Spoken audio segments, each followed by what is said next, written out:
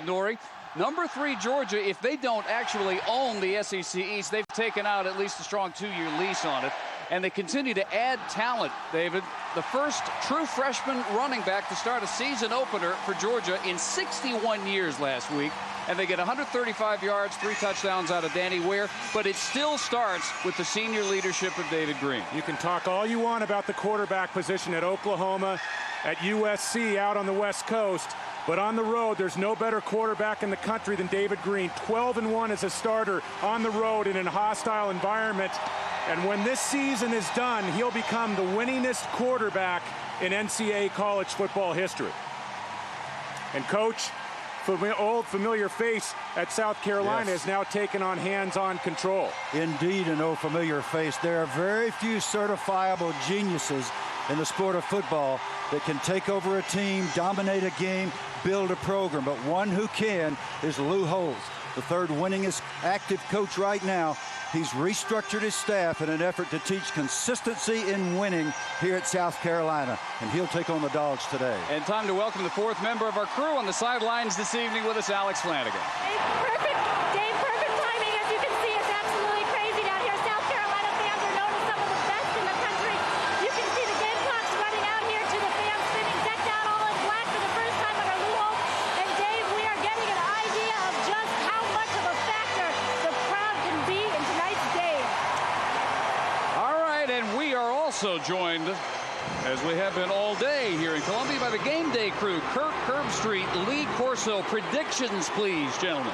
Well, Dave, this morning Lee and I had a chance to talk about this game, and I think it really comes down to what David Norrie just talked about. Having a veteran quarterback and coming into a hostile environment, I think gives Georgia an edge. Keep an eye on the balance. Danny Ware running, and then Freddie Gibson and Reggie Brown downfield. And the other thing is, we've heard about balance on the other side from South Carolina. I'll believe it when I see it. I think Thomas Davis, the safeties, Greg Blue, too strong, and I think they make South Carolina one-dimensional. I like Georgia on the road. The reason I like South Carolina is that just a couple of omens. Number one, I saw David Green lose that one game. Remember, LSU, same kind of atmosphere. Number two, Lou Holtz loves this kind of environment. This is his game.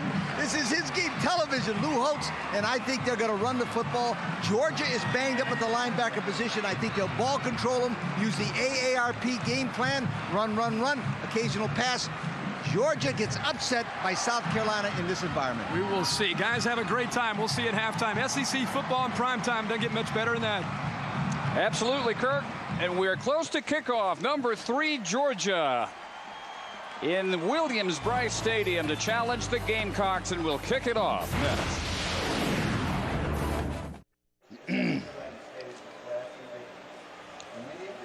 Just about set for the kick. Jam-packed, 85,000 plus here on the South Carolina State Fairgrounds in Columbia. Alex Flanagan just a moment ago with the head coach of the Gamecocks, Lou Holtz. Coach, you've been vocal about the need to change the culture here at South Carolina. How much can you do that with this game? Well, we can do it a lot. We've done it already. I like the way the team's prepared for this game. I like their mental attitude. I like the way they've worked, the way they're willing to compete. It feels like it's a big-time atmosphere on the practice field, and we're going to play well. Whether it's good enough or not, I don't know, but we're going to play well. All right, Coach Holtz, thank you. Thank you. Everybody knows about big-time atmospheres. Lou Holtz would be a pretty good source. 6 different programs to bowl games and into the top 20. Georgia has won the toss here this evening, and South Carolina with Troy Williamson awaiting the kick from Brandon Coutu. Both teams 1-0. This is the conference opener for the Bulldogs. They had some trouble handling Georgia Southern a week ago while South Carolina blew out Vanderbilt, and a very high kick returned from the 3-yard line. Matthew Thomas trying to break out of one tackle and finally wrestled out of bounds at the 18-yard line. Dondrell Pinkins takes over now. One of the bigger quarterbacks we'll see this year, 245 out of Camilla, Georgia. Hotel and restaurant management major. And Lou Holtz describes him really as a single-wing tailback. Lou should know that's what he played when he was a high school quarterback.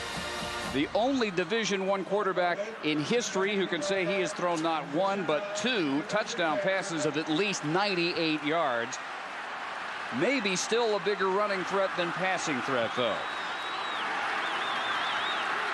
And from the 17, not from the shotgun this time, they start with a toss to Demetrius Summers, and last year's prize recruit out of Lexington, South Carolina. Off tackle for a couple. Bridgestone starters for South Carolina. We'll see a lot of Corey Boyd, probably at least 2 or 3 other tailbacks, and a pretty dangerous deep tandem of Williamson and Thomas, with Brownlee the tight end. Up front, 4 returning offensive linemen. They led the SEC in fewest sacks allowed last year.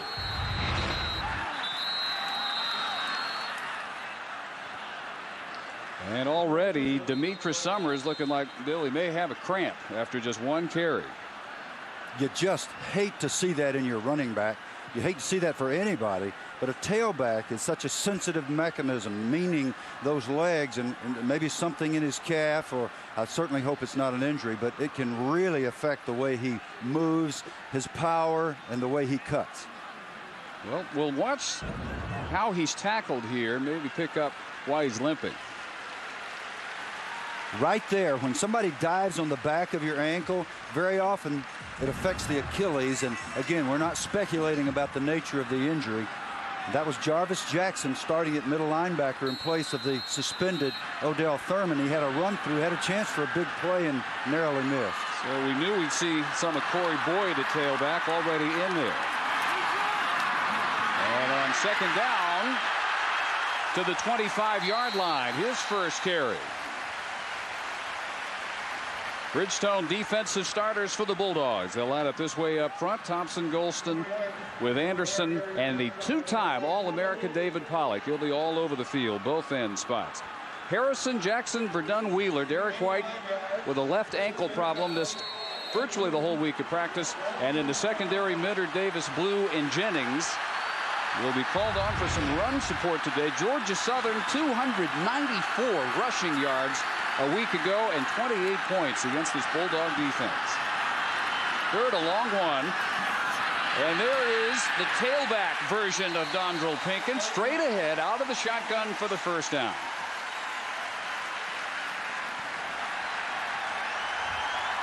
And when you have a running threat at quarterback like Dondrell Pinkins, it makes it so tough on a defense in 3rd and short situations.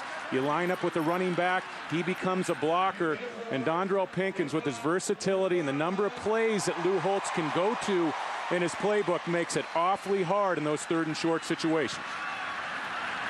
In Carolina's opener against Vanderbilt, 77 rushing yards and a touchdown for Pinkins. And this time almost slips as he heads right into the arms of David Pollock. In on the stop at the line of scrimmage. One thing you certainly don't want when your quarterback is running the football, you don't want David Pollock unblocked, because he's the kind of, here he is, absolutely untouched, and it did not look like an option play to me. It looked like maybe it was a busted play. Pinkins struggling, because Pollock is the kind of athlete that will not only tackle you, he'll take the football away from you, as he did in this stadium 2 years ago. So no gain, and second down and 10. Inside give, Dacus Turman, junior out of Washington, Georgia. Lots of recruits cross the state line between these two programs. Arnold Harrison, strong side linebacker, with that stop for a loss of a yard, and will be 3rd down and 11 on this opening possession of the game for the Gamecocks.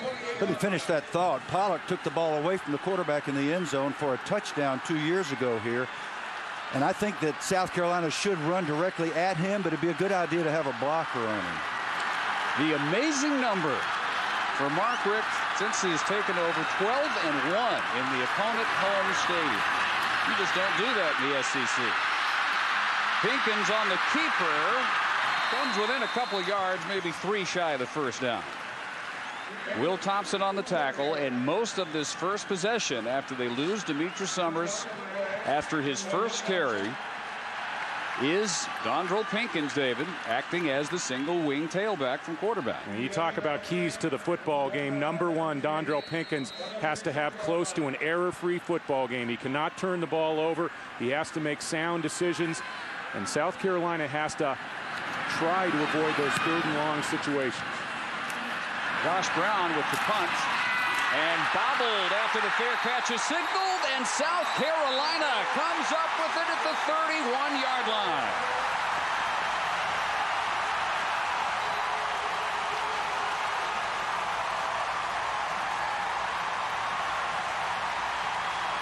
Georgia had Tyson Browning deep. He broke a 72-yarder for a touchdown last week.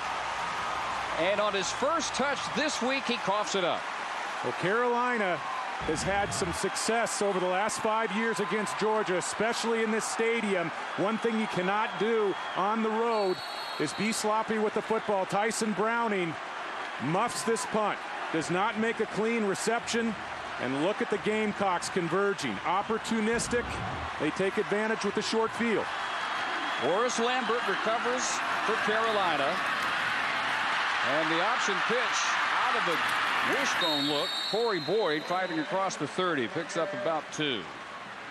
Bill, when we were here 4 years ago, one of the early signature wins in Lou Holtz's era here was over Georgia based on takeaways. And especially against Quincy Carr. Absolutely. You don't need to give them to him. So a gain of 4. And from the 28-yard line, second down at 6. 3 receivers on the left.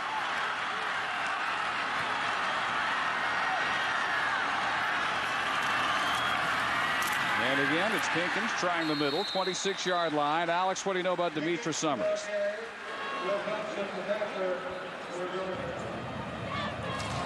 Dave, Demetra Summers was taken to the locker room where they are going to x-ray his right ankle. He's never had problems with that ankle before, but it doesn't look good. At least for South Carolina, that is one area where they are a little bit more deep, Dave.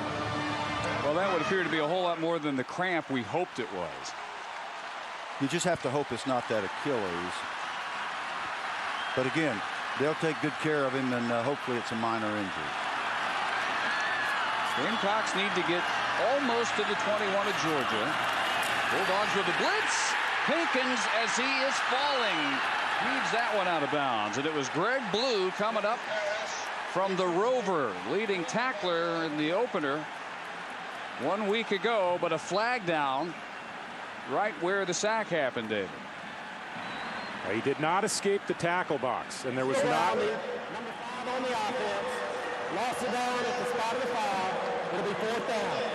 Dondrell Pinkins trying to do what you're taught to do, throw the football away. But if you get caught inside the tackle box, here's the tackle box right here.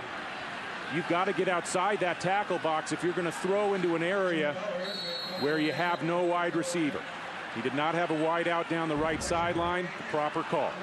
Bulldog defense holds. Joey Bowers on now. And as he takes the snap, more whistles. And a Georgia timeout call. Well, Thomas Davis got caught on the field. He was the 12th man.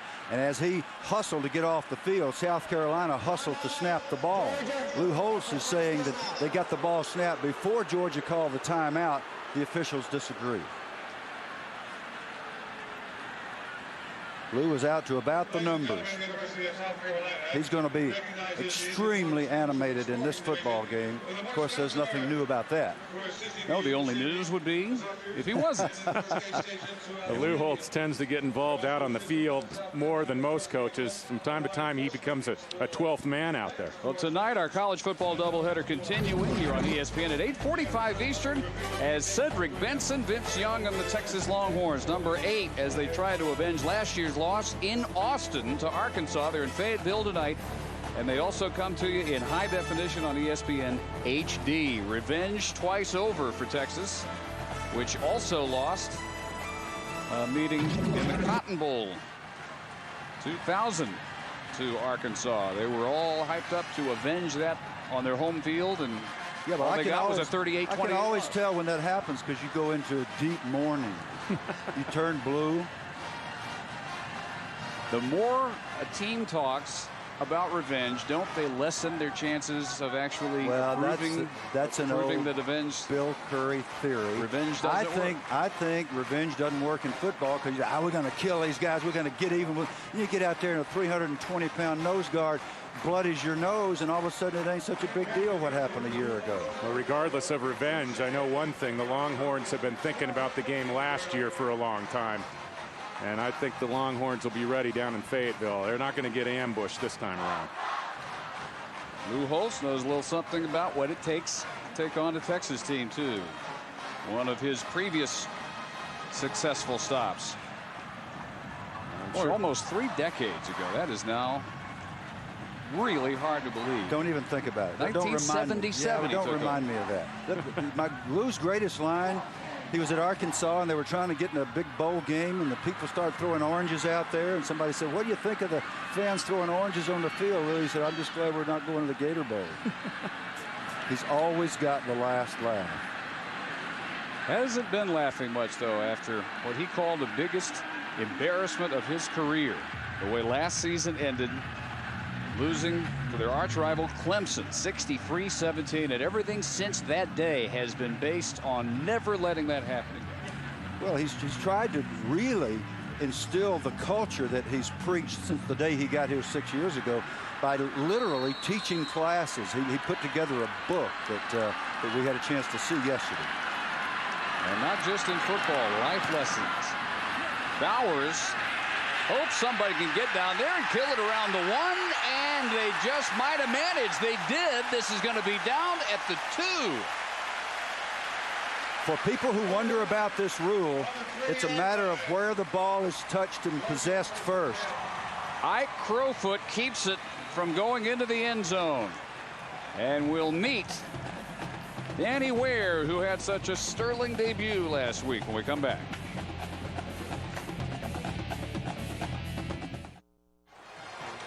Well, Carolina does not get points out of the muffed punt, but they do get the next best thing, and that's Georgia backed up to their own 3-yard line.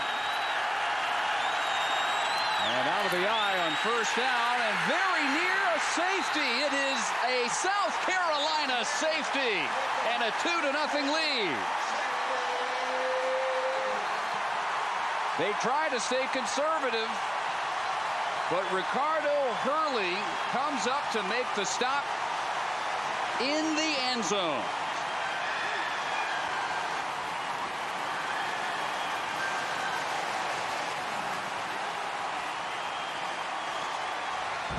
Danny Ware showing his inexperience now. This is not the place to cut and try to get to the sideline.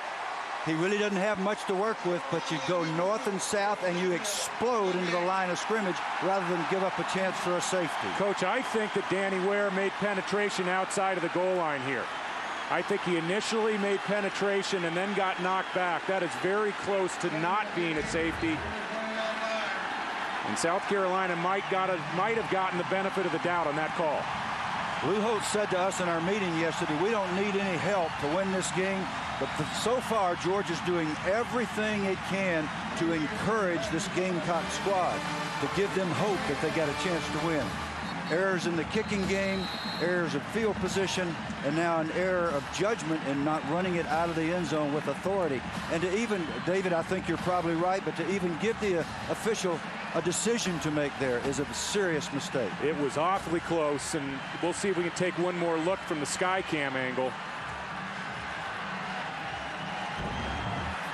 And you're absolutely right, Coach. This is a freshman mistake. But watch the football. I think the football makes it out of the end zone and the initial thrust, and then where it's driven back into the end zone. That probably should have been Georgia football at the half-yard line. I disagree. I don't think he got out. I think the official was right on the spot, and I think the call was correct. Well, Coach, that won't be the last time tonight. How dare you disagree with me? Well, the free kick, Brandon Coutu off the tee.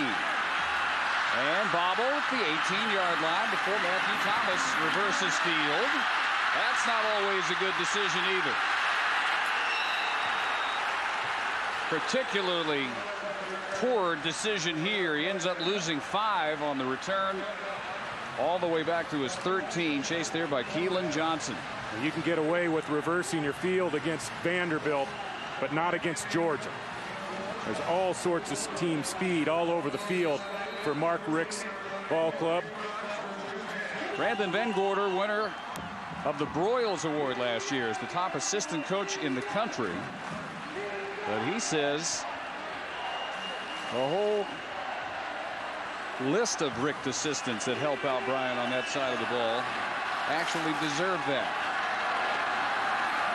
Statistically, the equal group in the country last year. Not so this year, though.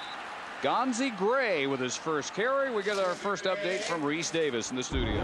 All right, Dave, Taco Bell takes us from Columbia to Columbus, the Horseshoe, Marshall, and Ohio State. Lydell Ross. That ball is going to come loose. Nobody's sure where it is except for Jonathan Goddard. He knows where it is because he has it in the end zone. Marshall had it tied at 14. Then late in the first half, Justin Zwick, Roy Hall. They're in the fourth quarter now, 21-14. Third. All right, Reese, and a swing pass for Corey Boyd to hunt for some room. They'll mark him down around the 21 and bring up 3rd and 2. Well, let me give you my inside scouting report on this South Carolina offensive line. Alex Hawkins, my old teammate with the Baltimore Colts and a former All-American here at South Carolina in 1958, tells me this O-line is so well coached and so well coordinated that they will knock the Georgia Bulldogs in the dirt all day long. Among other things, Alex Hawkins is never wrong. He never fails to entertain, and he's never wrong. Right? He's a great guy. He's a great teammate. Blitz and contact followed by flags. At least from Will Thompson, and there actually might have been a Bulldog teammate or two also across the neutral zone. This should be called on the defense. When the defense steps across and the offense moves to protect itself, then it's called on the defense. Bulldogs trying to time the snap. Will Thompson was in first. That's a bad call by the SEC crew. Put it on Jonathan Alston. Well, watch who moves first. The defense is in the neutral zone, then Alston moves to protect himself, and he is one man adjacent to the defender who moved. Should have been called on the defense. We saw it missed a week ago by a Big Ten crew. Now we see it missed by an SEC crew. It's a very difficult rule. It's a kind of weird rule, actually. And it sure hurts because South Carolina is not going to do well with 3rd and 8. They'll go from the eye. And a draw play. Heading for room. Boyd. Corey Boyd. Finally brought down by Thomas Davis, the free safety. A couple of yards shy of the first down. But Boyd, the sophomore out of Orange, New Jersey, fighting hard to get as close as he did, David. That's a great effort by Boyd on the outside.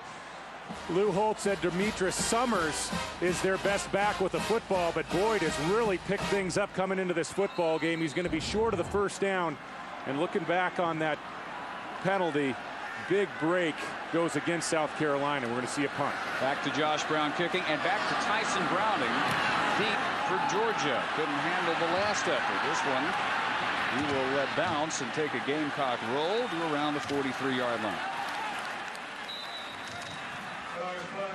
Good 35-yarder because there was no return. Can Georgia get anything going offensively, trailing 2-0?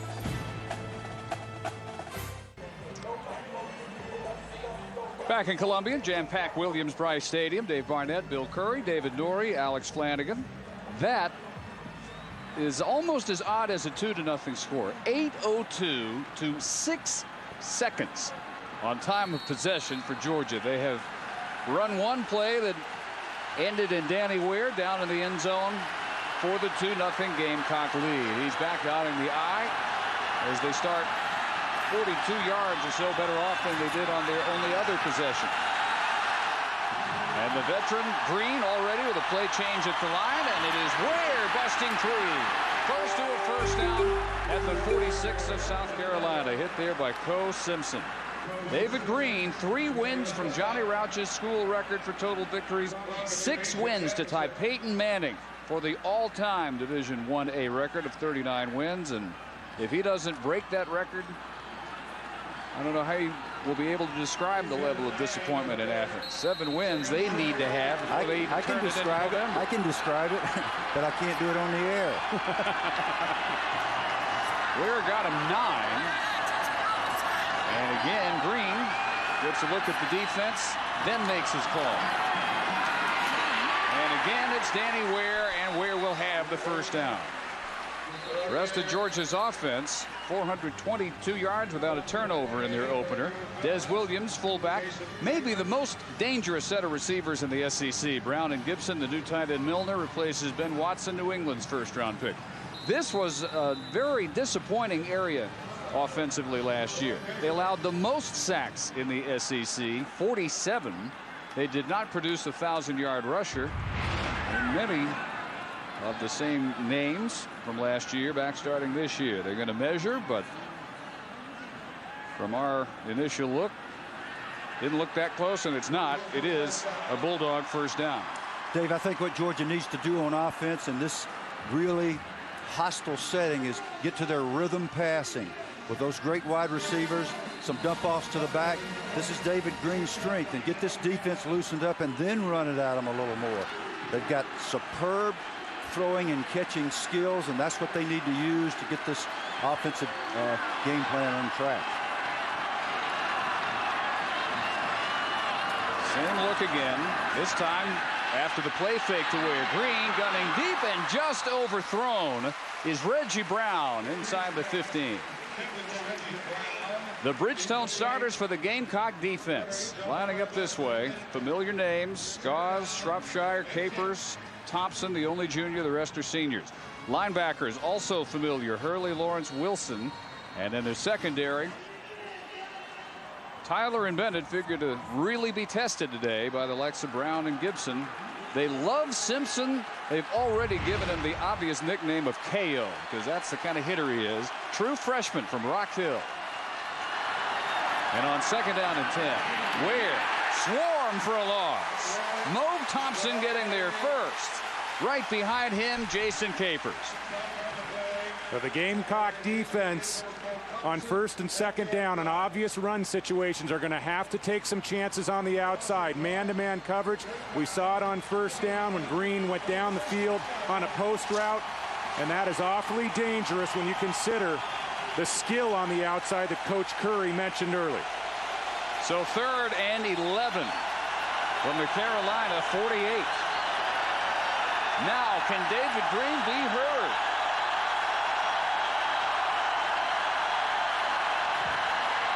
Delay blitz. He still has plenty of time, and he gets it off complete. And where they mark this is the question. Gibson makes the catch, and it looks like by inches he should have the first down.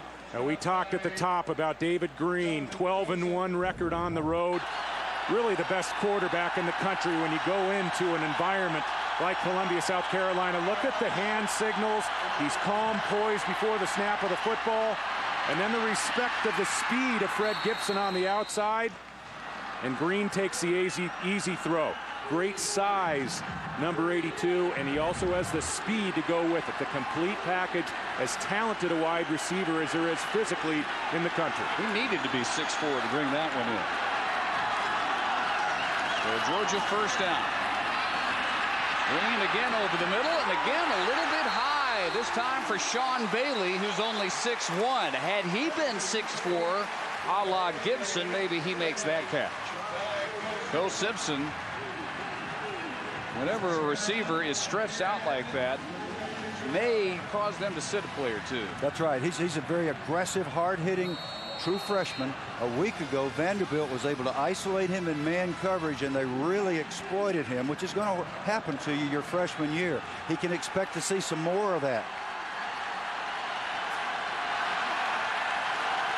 Second down and 10. 36-yard line of Carolina, trailing 2-0. There's the quick toss. There's a little rhythm passing. And Reggie Brown with the catch. It'll be 3rd and short. Reese Davis updates us from the ACC. Dave, North Carolina and Virginia. Virginia hadn't had a kickoff return for a touchdown since the last time North Carolina was in Charlottesville. And it was Marcus Weeks going 100 yards then. It is Marcus Weeks going 100 yards now. Al Gross' team, 2nd straight week they've scored on a return. It's 49-10 late 3rd.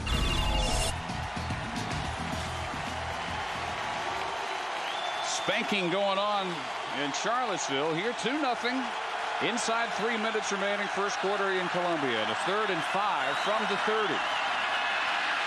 Green sensing pressure from behind, and he overthrows Danny Ware. Both the ends were coming on it. George Gauze from one side, Mo Thompson from the other. One of the notable weaknesses in this Georgia offense, at least up until the 2nd game of the year, is their lack of ability to protect the passer, especially when there's a really active end like Mo Thompson, and you got Goss on the other side, and the stunts really befuddle this line. Georgia Southern was able to rush the passer. Green not in his normal accurate mode today. So Andy Bailey to try a 47-yarder with enough leg, and he is no good, just wide. Redshirt freshman out of Athens, Tennessee. Last week, every kick down the middle, all 8, 2 field goals. 0 for 1 today, still 2-0 Carolina. ESPN's College Football Saturday Primetime. Brought to you by Jeep. Trail-rated capability. Only in a Jeep 4x4. And ADT, America's residential and commercial security leader. Call 1-800-ADT-ASAP. Always a great scene for tailgating, and those are the smart ones, the ones who get here a full day in advance. If you try and make it in the final 3 hours before kickoff, it ain't happening. I call that extreme tailgating. Not in the South, pal. It ain't nothing. That's just regular tailgating. Just a weekly occurrence. Winkins under center from the 30. And rolling after the fake. May keep and will. And big 245-pound quarterback slides after a gain of 6 yards. It is warm. It is really humid tonight. As now about 90% of the field covered in shadows. Later it gets more comfortable. Both sides will be, especially the Bulldogs, who are still in full sunshine over across the way on their bench. So a gain of 6 for Pinkins. 3 wides. Dacus Turman is the setback, who is turned back from the line of scrimmage. The NFL kickoff weekend continues tomorrow night. ESPN Sunday Night Football. Priest Holmes and the Kansas City Chiefs take on Champ Bailey in his first game as a Denver Bronco. Chiefs Broncos also available in high definition on ESPN HD. Our coverage begins at 7:30 Eastern with NFL Prime Time. 3rd and 4. Only 1 out of 4 so far converted by the Gamecocks.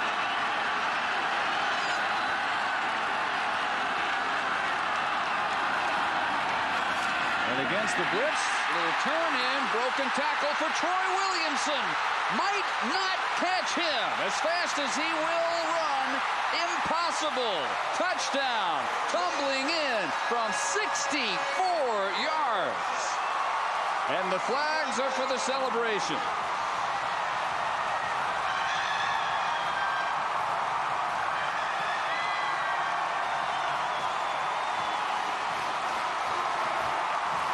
Troy Williamson, who had the 99-yard catch and run against Virginia last year, takes this one 64 yards. Now here's what's been happening in this game.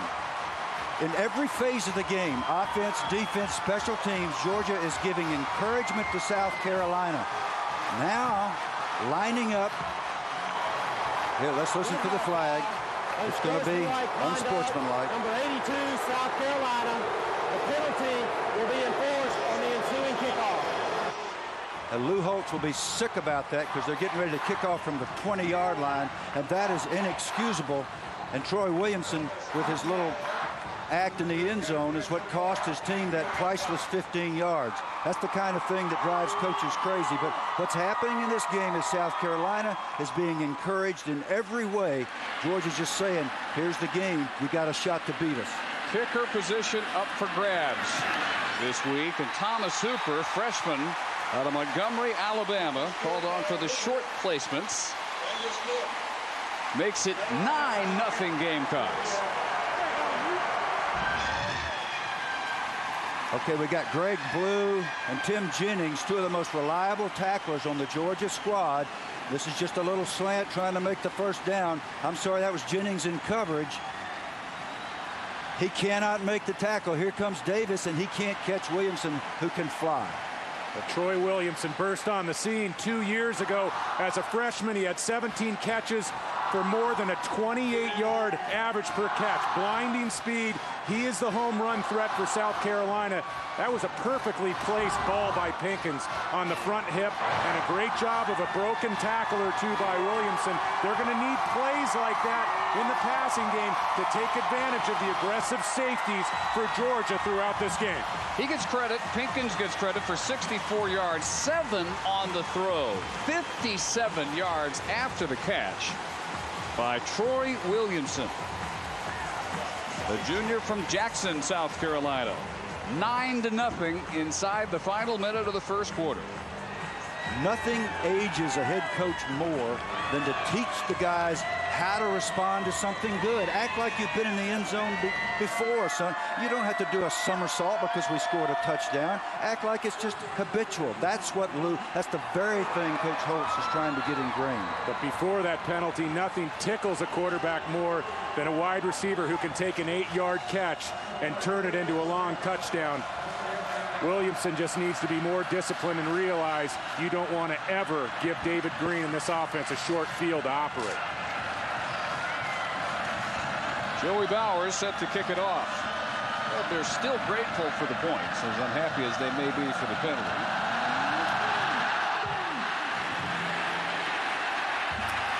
Return from the 15, Brian McClendon. And the Dogs will start from around their 40 as we get an update again from Reese Davis. Dave, what's been a difficult day for the Big 12 so far. Colorado and Seattle take on Washington State. They're playing at Quest Field, and the Buffs coming up with a blocked punt that Lawrence Vickers will recover for the touchdown. Buffs up 10-3 as they play in the third quarter. And Darius Walker from Lawrenceville, Georgia, has gone in for Notre Dame. They're on top of Michigan by 2. Wow, that is not the Notre Dame we saw at BYU last week. From the 40. Green on the roll.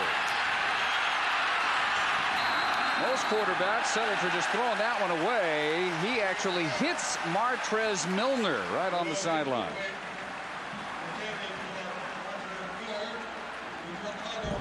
Well, taking one more look at the end of this touchdown, Williamson's going to get a lot of grins from his teammates when they watch on SportsCenter tonight, but tomorrow when Lou Holtz looks at the game film, it's going to be a scathing review that Williamson will get from Coach Holtz, and Holtz letting him know about it in no uncertain terms.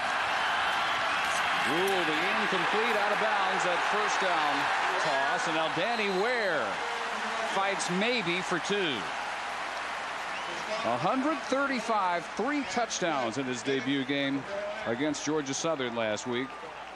First true freshman running back to open a season opener in the starting lineup since 1943. Herschel Walker didn't do it. Garrison Hurst didn't do it. Terrell Davis, all down that lineage of spectacular tailbacks at Georgia. Danny Ware, one of only 2 since World War II to accomplish that feat as the first quarter comes to an end. Feels a lot like 4 years ago here when South Carolina upset another highly ranked Georgia team. Through one quarter, they're up 9-0. The road to the BCS is presented by Russell Athletic. On October 11, the #1 ranked Oklahoma Sooners continued their dominance over the Texas Longhorns in the Red River Shootout. Oklahoma quarterback Jason White threw for over 250 yards and 4 touchdowns, while the Sooner defense forced the Longhorns into 6 turnovers as the undefeated Sooners routed Texas 65-13.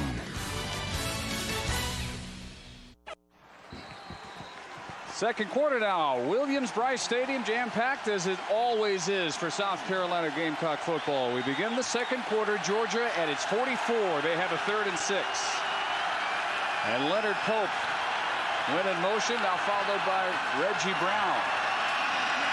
They run the freshman Ware, and on the spin, he comes close to midfield, but he actually needed to get slightly across midfield.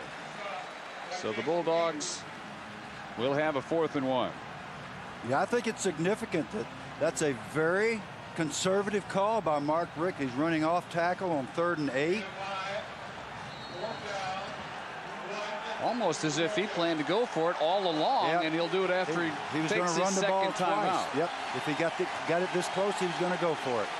Now, how about that? This early in the game, midfield going for a 4th down.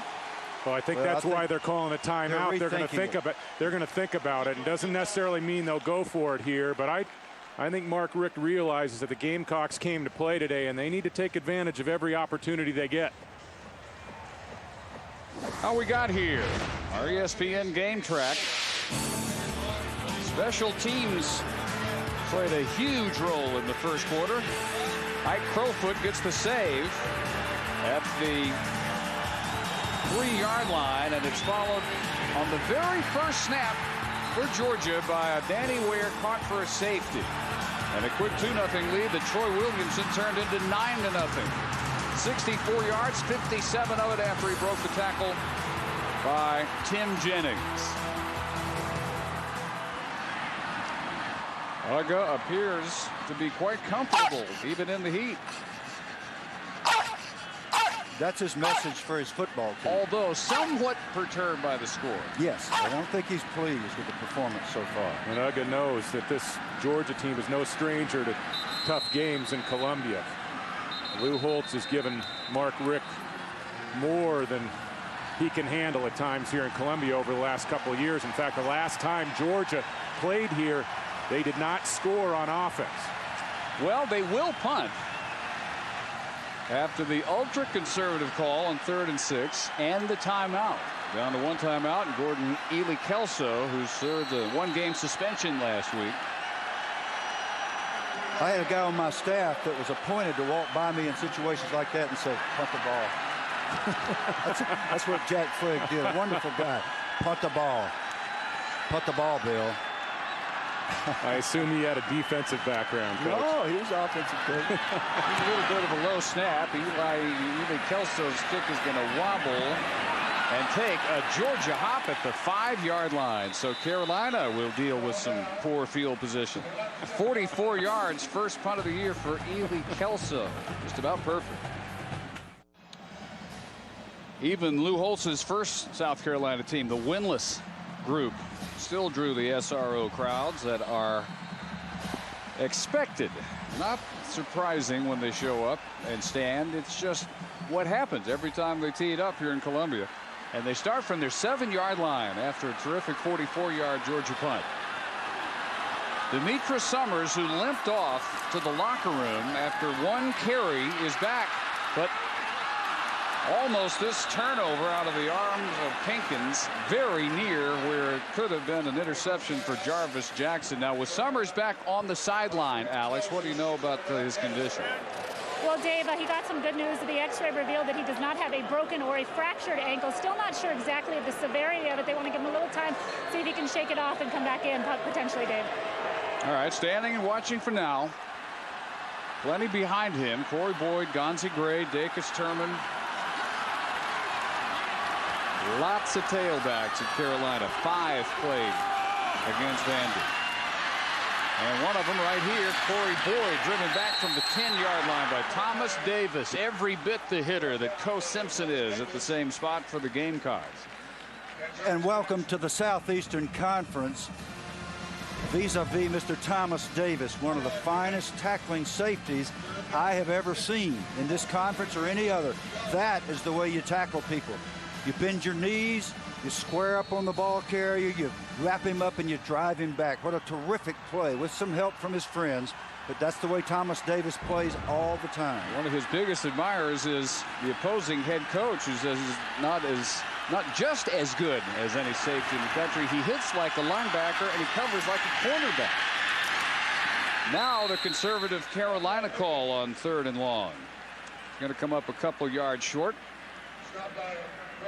On the carry by Pinkins, Danny Verdun-Wheeler making the tackle for Georgia.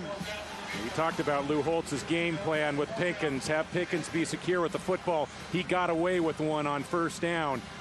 But Lou Holtz will continue to execute a conservative game plan, stay safe, and when his team is caught in 3rd and 5 or longer, I think we're going to continue to see conservative calls.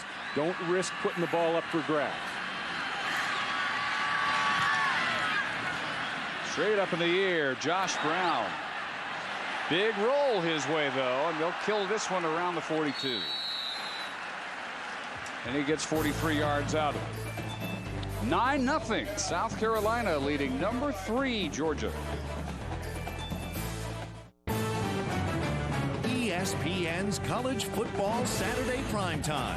Brought to you by Corona Extra. Miles away from ordinary. And Speed Stick 24/7. Maximum protection 24/7.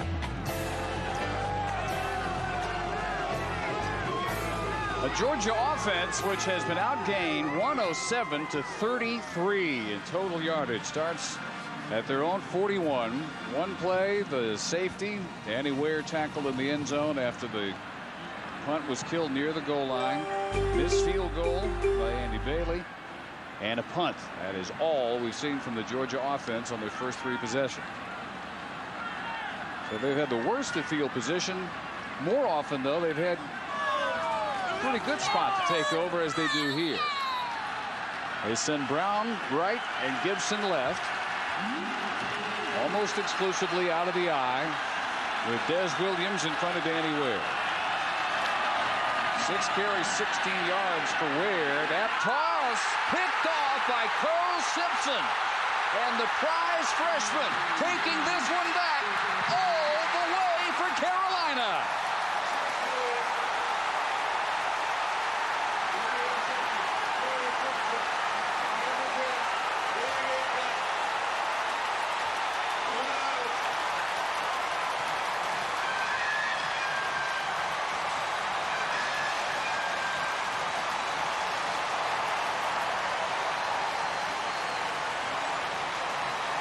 David Green just saw something we'll probably see a lot of out of the true freshman from Rock Hill, South Carolina. 56 yards on the Cole Simpson interception return, and the extra point by Hooper makes it 16-0 Gamecocks. Absolutely everything Lou Holtz yesterday said his team didn't need, they're getting. Whether they need it or not, they're getting all kinds of help from the Bulldogs. And to their credit, they are taking advantage.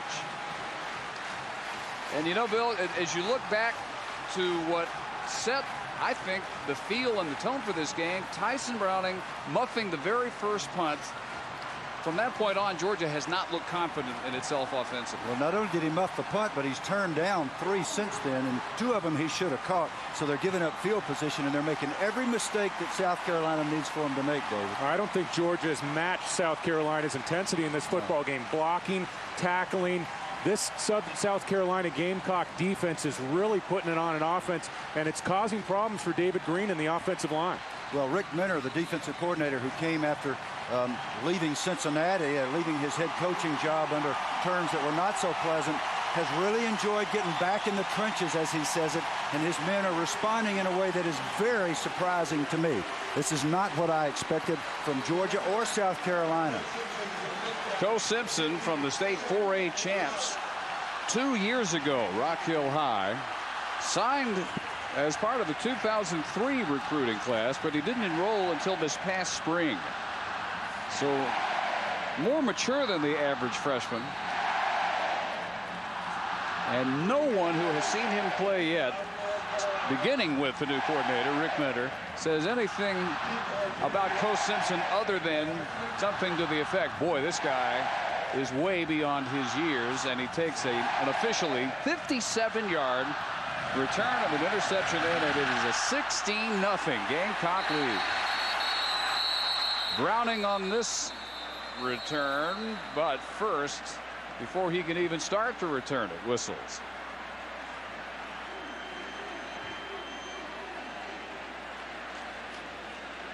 Very odd time for whistles. The ball hit the camera wire. Please keep the camera behind the ball. We will re-kick. Well, we apologize. That's not supposed to happen with Skycam. But he penalized the camera. It hit the camera wire.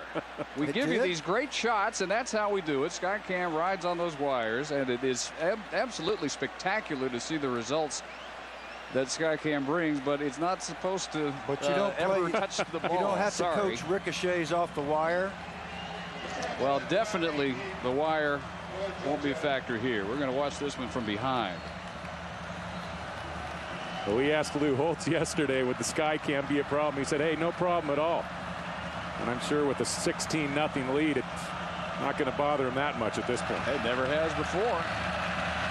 Always a first. So this kick by Joey Bowers, much deeper. Too deep to return for Browning. In fact, we return to Reese Davis.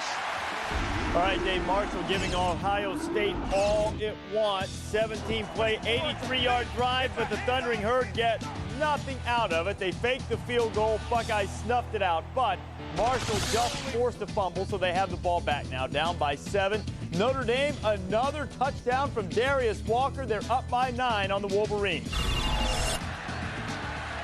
Well, Tyrone Willingham did a pretty good coaching job this week. Tyrone Willingham is a wonderful football coach. He just needs to keep doing what he's doing. Disappointing loss a week ago at BYU, and maybe a resounding hallmark win for him if they can hang on against the Wolverines. Dead ball, false start, number 87 of the offense, 5-yard penalty, first down. Tight end Martrez Milner in after they lost the first-round draft pick at that spot. Ben Watson to New England. They expect Milner to be a big weapon.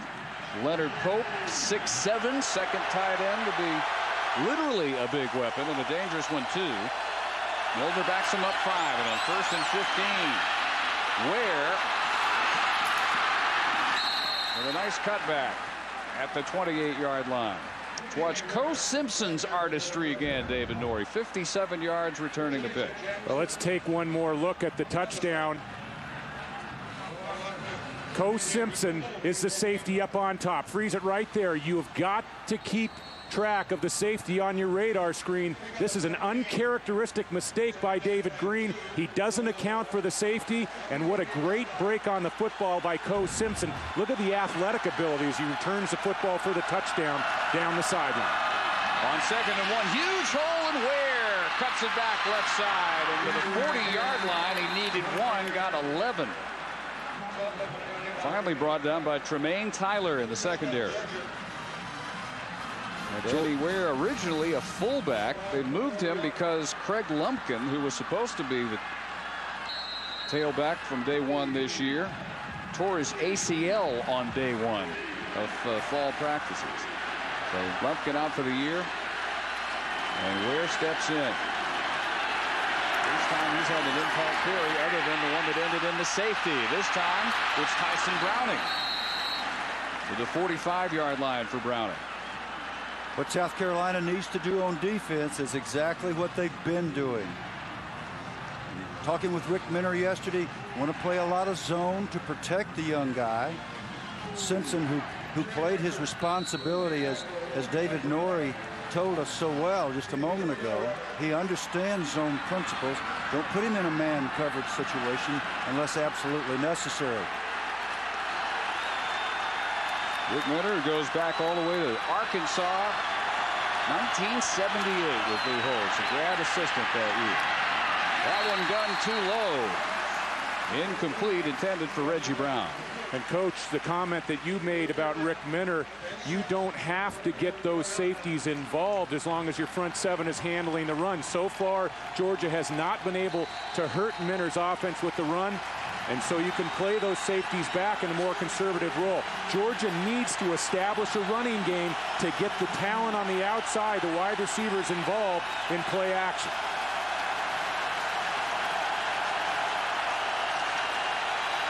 A challenge again for Green to be heard on 3rd and 6.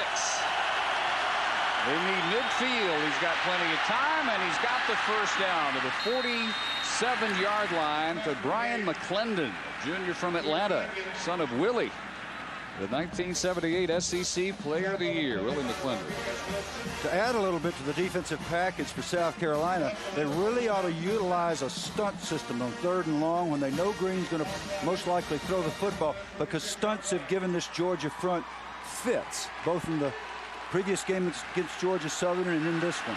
That time they just rushed straight, no pressure. 10-minute mark, second quarter.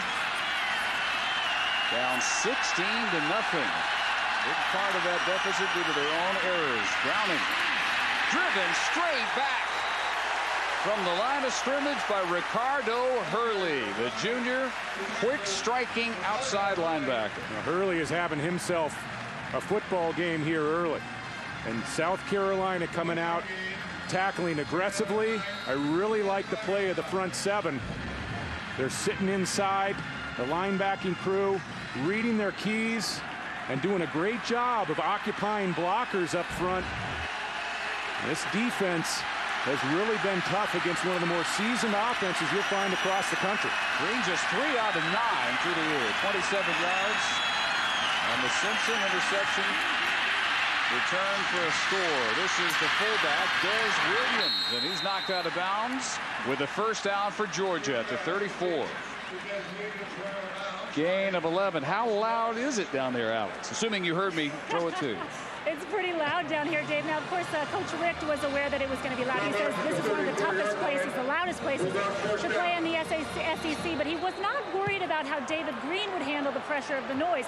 He was worried about how his youngsters would handle it. So as many teams do, they practice. There's a little of that noise. They practice with noise during practice this week. And I know, Coach Curry, you were there. You said it was really loud, but I guess you can't simulate real-time game day. You can practice, but you can't simulate it.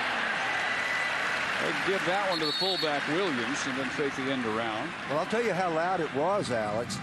The trainers were coming up to those of us that were watching in the stands, scouts, people like me, and they were giving us gauze to stuff in our ears. They gave out earplugs to the assistant coaches, and it was painful. I mean, the decibel level was such that my ears really couldn't tolerate it very well. So I left. I took off. I'm not tough enough to do noise practices anymore. If there's anybody that can handle noise at the line of scrimmage, it's David Green. Very poised and very good before the snap of the football. Out of the gun, second down and 7. Deflected. And if he has had a consistent problem, same thing here. Too high on the toss. Fred Gibson, get ready for the game Monday night, 7:30 Eastern. ESPN Monday Night Countdown, and then catch the game on ABC as Jake Delhomme and the Super Bowl runner-up Carolina Panthers take on Brett Favre and the Green Bay Packers. Monday Night Football, 9 Eastern on ABC Sports Championship Television. 3rd and 7.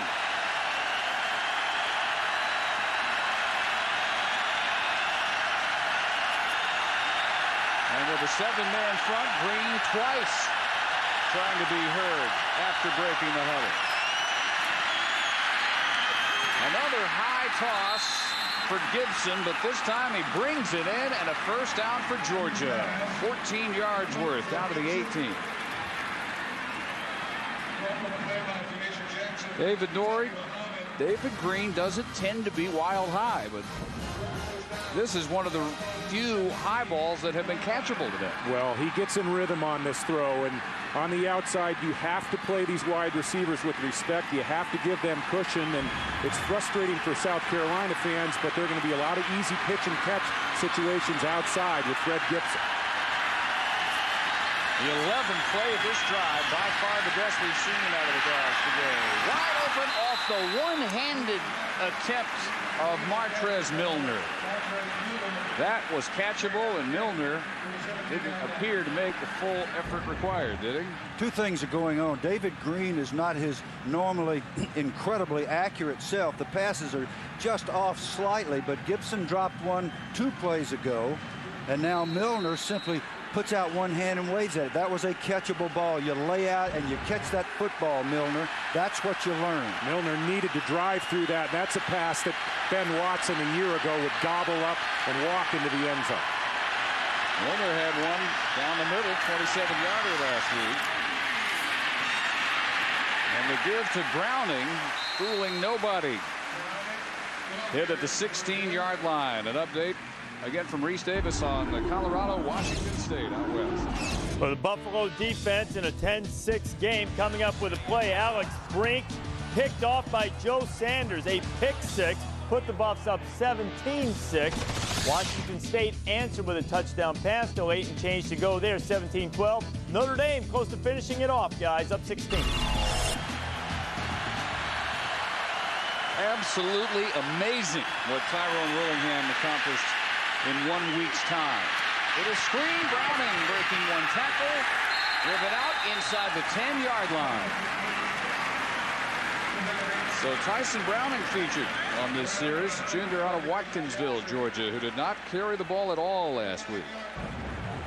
Well, Jonathan Joseph, number 9 on the outside, is all alone, and he makes a heroic play. He doesn't make the tackle, but he slows down the ball carrier just enough for his troops to rally from the inside. It was a great job by Joseph to pick his way through and use the sideline as a teammate. Jamacia Jackson prevented the first down, and so after missing from 47, a 26-yarder by Bailey, and this one is good, and it gets Georgia on the board. Had to have that. Their longest drive of the day. They settled for 3, but they make it 16-3 Carolina. Well, finally, the Georgia offense looks like the Georgia offense. 14-play drive, 71 yards, but Danny Ware headed toward their locker room.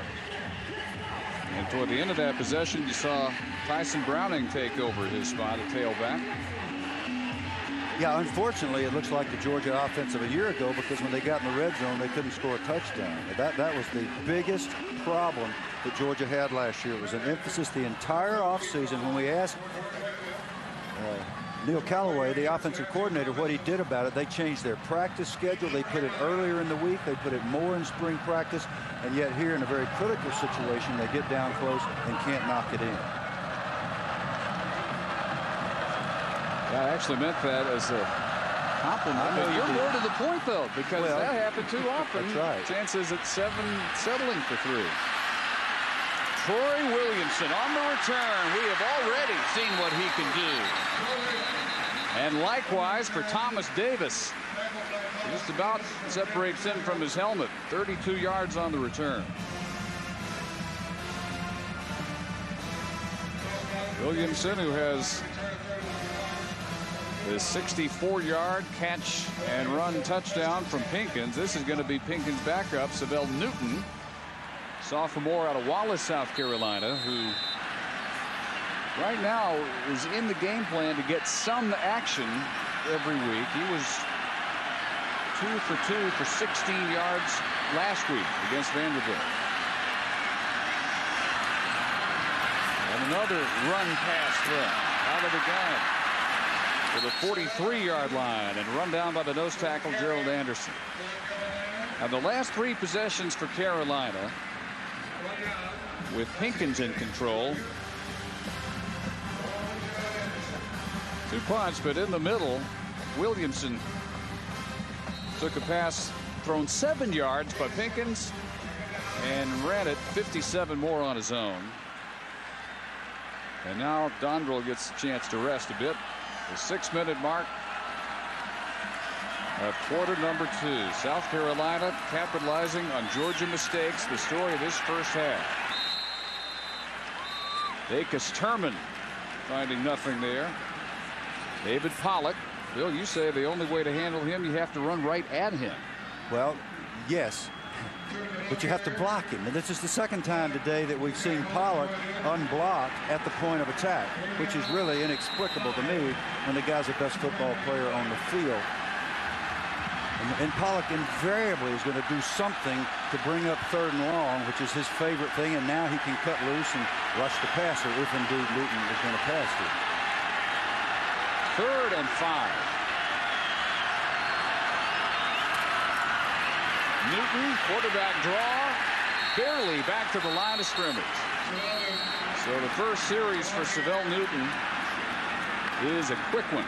Jarvis Jackson makes the tackle. Well, this is classic Lou Holtz play calling, especially with the lead, and at times it isn't very pretty. I think the Gamecocks have done a great job on 1st down at times, but they have not followed up with solid 2nd down plays and have left their quarterbacks in passing situations. But one thing you can be sure of with Lou Holtz, he's going to take care of the football. Pickens and Newton have both done a good job. Very important that Tyson Browning make himself start handling these punts again.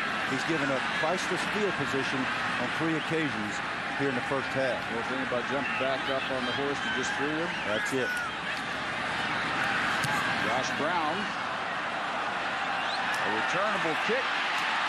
Here's the old Tyson Browning. Spins and then takes it north-south straight ahead to the 37-yard line. 37-yard kick.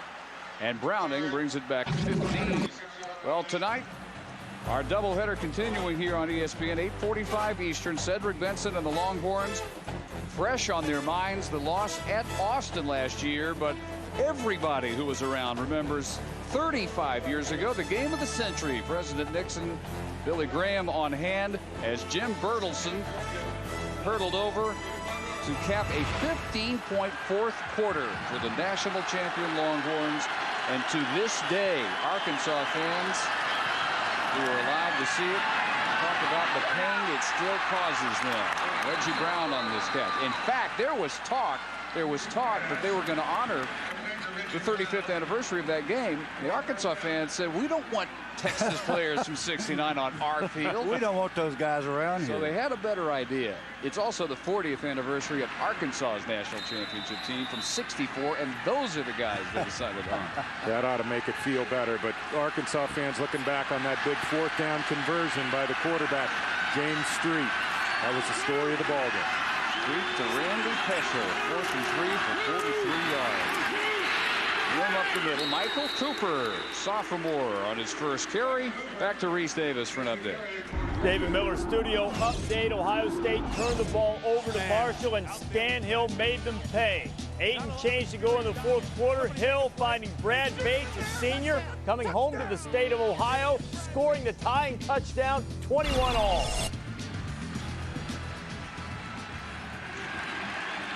Some people might still be surprised at that, but I'm not sure why. Those guys are tough. That thundering hurt. We should all have learned that years ago by now. Fake out of the gun. Actually, they gave that one to Michael Cooper. And he's driven back shy of the 1st down. It will be 3rd and about 1.5 yards to go, as we're inside 3 minutes in the first half. As you said, Dave Barnett, you can feel this Georgia offense starting to gain their rhythm. And you talk about Mark Richt and David Green at quarterback. It's going to take some time early in the season for this receiving core to get on the same page with Green. They lost a lot of production. Ben Watson at tight end, Michael Johnson, Damian Gary, over 90 catches. Even Craig Lumpkin, who's gone down with an injury, had 14 catches a year ago at tailback. On 3rd and 2, Cooper right at the marker, driven out by Jamasiah Jackson. And that ball is placed squarely on the yellow line, which never lies. So already looks to us and referee as well. 1st down. But what a wonderful head across the bow tackle by Jamacia Jackson, the strong safety, the man that Lou Holtz described as having one foot in the grave and the other on a banana peel just a few months ago.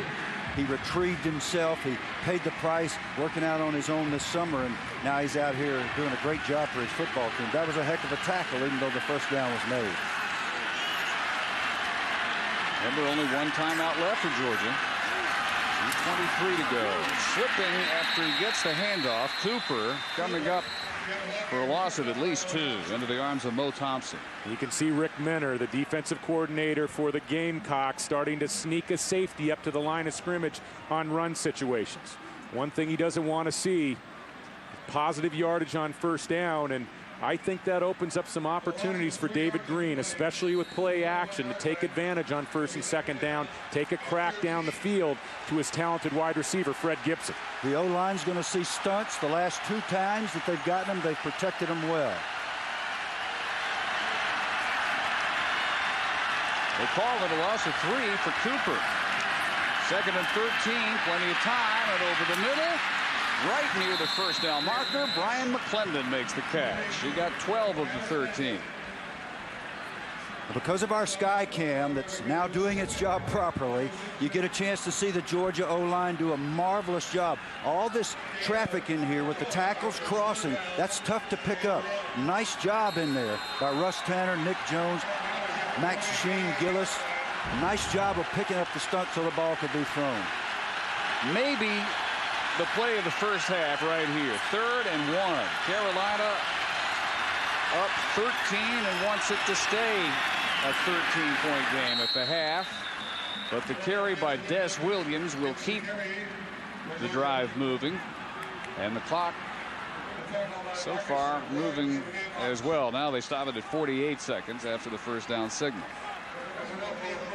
For 16-10, a totally different animal. That's what Georgia can manage at the half. You took the words right out of my mouth. This is such a huge drive for both teams. Green with the out pattern. And a catch by Gibson at the 20. Tremaine Tyler hit him. A gain of 8. Really significant that Tyler was on the mark there and made the tackle in bounds. They forced Georgia to take their last time out. Nice job by Tyler. He wasn't laying off so far that Gibson could just step out of bounds. So the last time out for the Bulldogs, 31 seconds to go. They've reached the 20, and they trail 16-3.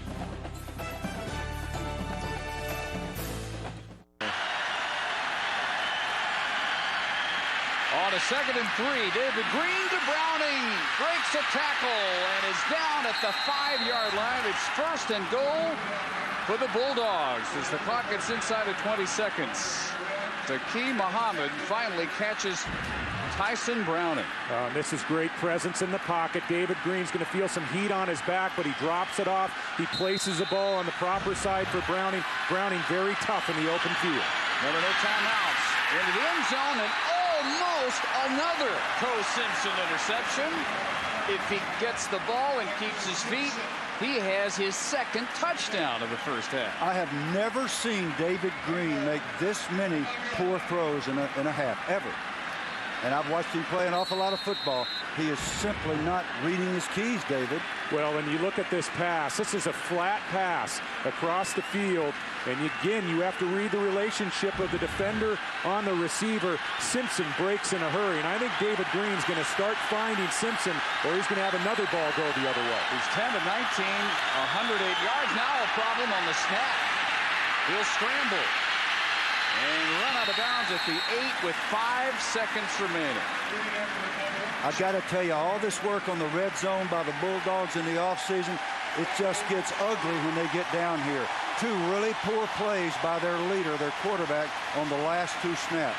And Dave, just a huge stand right there. Such a big difference going into the locker room with the 16-6 lead as opposed to 16-10. Big win for South Carolina and their defense. Pontiac high performance halftime report coming. Andy Bailey has a 26-yarder once and a 26-yarder twice. And at the end of the first half, Georgia had to get points somehow out of a drive that long, but they didn't want 3 again. 2 turnovers costing them 9 of the 16 points the Gamecocks have on the board. So shades maybe of this matchup in this stadium 4 years ago. Down to Alex Flanagan. Coach Holtz, you said that your team was prepared coming into this game. Did you expect your defense to be so prepared? Our defense has played well. I thought we'd play well. I didn't know we'd get all the big plays from our defense, but we've had them on the field too much. Our offense has to control the ball a lot more, but then again, we've had very poor field position. How do you maintain the intensity that you came out with in the first half and the second half? Well, we came to play the game for 60 minutes. We understand that. And, you know, Georgia's awfully good, but we just have to step up on offense, defense, kicking game. We made a few mistakes the first half, but overall, you know, it's down to a 30-minute game. It's not over by a long ways, but we're going to play well. All right, Coach Holtz, thank you. Well, he has made a career of upsets just like this one. He's halfway to one of his biggest. Over number 3, Georgia, we send it to Reese Davis in the studio.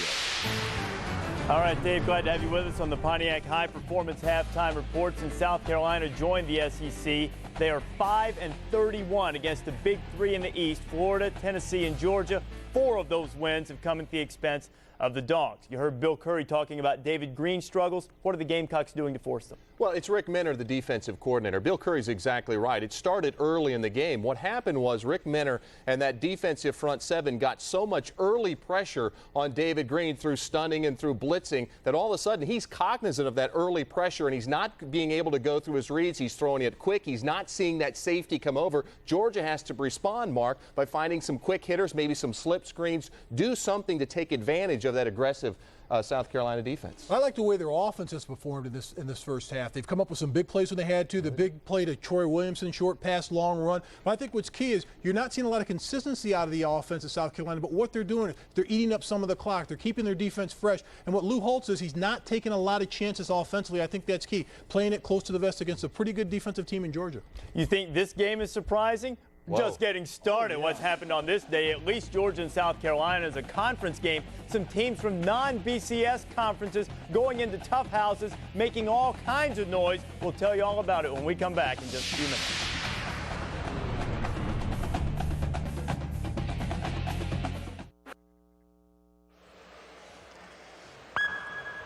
ESPN HD, high definition, and the 3rd largest crowd in South Carolina football history. 84,300 packing Williams-Brice Stadium. 16-6, South Carolina mostly happy as we get set to start the 3rd quarter. Lee Corso, you look like a prophet at this point. Forget about it. It's only halfway over. You got to give a lot of credit to the defensive coordinator from South Carolina, Rick Minner. He's got a great defensive plan. In fact, if you look at it, South Carolina's defense is beating Georgia 7-6. But they look like they're getting tired. And looks like Green is starting to throw the ball better. Now, South Carolina offensively has got to get this ball to Williamson more. That guy's a great player, but they're tired. Yeah. Tired means that's reverse psychology for bringing home the last 30 minutes. I think this is just a matter of, you're right, Rick Minner, the experience factor, I think, for South Carolina, taking advantage of the crowd. The speed, I think, has also helped South Carolina. If Georgia's going to get back in the game, they can't panic. I think they have to establish the run more. South Carolina's keeping their 2 safeties back. You've got to be able to win in the trenches for Georgia to be able to try to get back in this ball game and then go downfield, maybe later, Dave, to try to find Freddie Gibson. But David Green right now, a little bit unsettled down here on the field. Doesn't look like himself. He's 10 for 19, 108 yards. The interception return for the touchdown. The Co-Simpson play of the day so far, and a 16-6 game. 2 turnovers, good for 9 Gamecock points, cashing them in. And Joey Bowers gets the second half underway. The return from the 10, Brian McClendon. And the Bulldogs start with their 32. 24 on the return. And our ESPN game track at halftime. Brought to you by Pioneer. First play from scrimmage. Danny Ware caught for a safety after a punt down near the goal line. 7 on the catch, 57 on the run after the catch by Troy Williamson. And then Co-Simpson announces exactly what he's capable of. Interception returns officially at 57 yards, 16-6, 9 points off turnovers. As Georgia starts the second half again with Tyson Browning, who took over about middle of the second quarter for Danny Ware at tailback. And in that second quarter, look at that total yardage, 137-6, and they got only 6 points out of it. So two ways you can look at that. Mark Richt knows he can move the ball, and David, he started to see the rhythm return to his offense, but he does not know that they can cash in anything yet. Well, Lou Holtz made a great comment to our Alex Flanagan at the end of the first half. He's worried about his defense running down. Little swing pass for Michael Cooper, and his knees hit right at the 41-yard line. You look at that second quarter. On one hand, Georgia was possessing the football, keeping the South Carolina defense on the field. But again, Rick Minner, the defensive coordinator, did a great job controlling the run game. Georgia only averaged 3 yards a carry in the first half, and they limited the big plays for Georgia's offense. In fact, the longest gain in the first half for David Green and his offense, only 16 yards. So 3rd and 1. And Cooper dotting the I. He gets this first down at about 5 extra yards on his own. Finally wrestled down by the middle linebacker, Marcus Lawrence, down to Alex Flanagan. Well, Dave, I spoke to Mark Richt during the half, and he said that he didn't know why David Green struggled in the first half. He said few words to him during the half just to settle down. I asked him if he would pull Green if he didn't find a continuous rhythm and put in DJ Shockley. He said he didn't know at this point. Meanwhile, Danny Ware is out for the rest of the game. He has a chest contusion, Dave. Well, the freshman who burst on the scene last week with 135 yards, 3 touchdowns, carried it 8 times for 41 yards today before that injury. That one intended for Leonard Pope. It'll be 2nd down and 10. I know I'm like a broken record here, and I just keep seeing evidence that David Green is not himself. On the 2nd and short play a couple of minutes ago, he throws the ball in the dirt. Michael Cooper catches it. They lose yardage, so instead of 3rd and 2, they got 3rd and 3. Then they convert. Now he throws a little dump in the dirt. No completion. Coming up 2nd and 10. Very unlike David Green. Well, he told us this week this would be a real test. If Georgia is the national title contender they really believe themselves to be, if they found themselves behind at a quarter or a half. And sure enough, that's what they had for themselves. So he turned into his own prophet. He says if we can't return from a deficit at South Carolina early in the season, maybe we're not all we thought we were. Well, if you know David Green and you know Mark Richt, I don't ever see David Green getting pulled in this football game. David Green has come back so many times in the 4th quarter. He's out of rhythm, but this Georgia offense is starting to gain its rhythm and moving the chains. 5 of the last 6 have been converted on 3rd down for Georgia.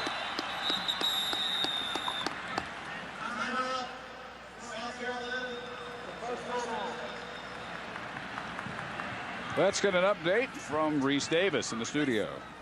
Dave, what a great finish at the Horseshoe. Marshall and Ohio State, a short Marshall punt gave the Buckeyes a last-second chance, and Mike Nugent, 55 yards out. Kicks like that will win you a Groza Award. It won the Buckeyes a game, 24-21 over Marshall.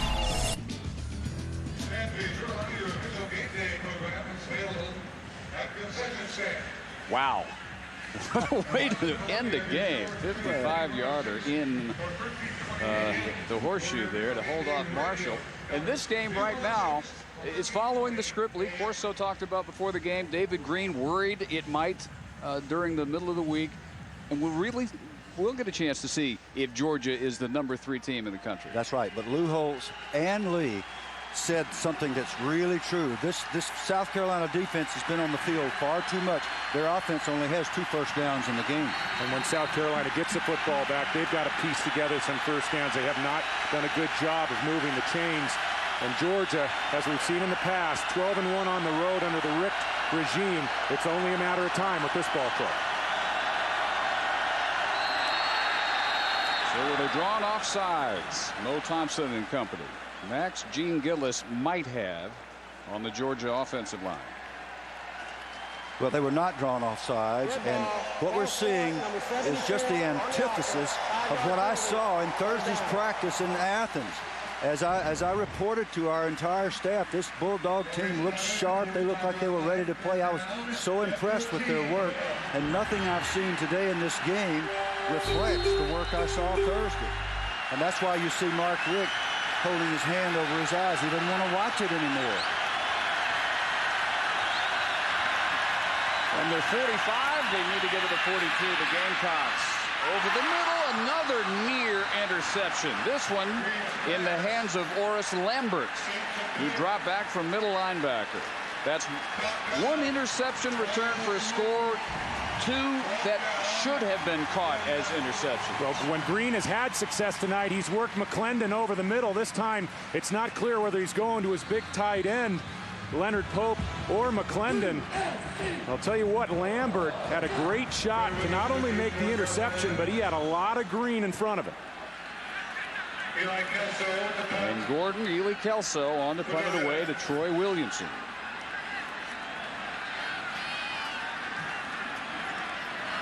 The one loss in an opponent home stadium at LSU last year. Georgia fans might feel some similarities at this point. Williamson driven back from the 20. Guess who? Reggie Brown. No, Thomas Davis. Reggie assisted. Reggie was in there. Whether they needed him or not. Reggie got a flop on.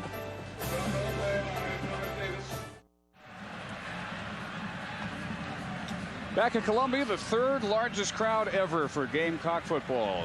84,300, 16-6. They lead number 3 Georgia. Dave Barnett with Bill Curry, David Norrie, Alex Flanagan on the sideline. 2 turnovers, accounting for 9 of the 16 Carolina points as they take over at the 21-yard line with flags. Dondrell Pinkins starts the second half at quarterback. Seville Newton got in just at the tail end of the second quarter.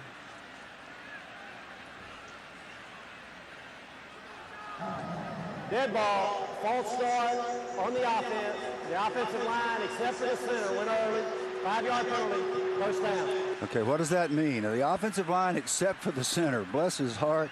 You know what that means? He's so smart. That means John Strickland didn't snap the ball on the right count, or 5 other guys were wrong. It can't be on the center. The smartest man on the field. The most important player on the field, but I'm afraid when everybody else moves, they done got you, John. You got to hike it when you're supposed to, son. On the roll, Pinkins. Cracking deep, open, over the middle. Troy Williamson inside the 30.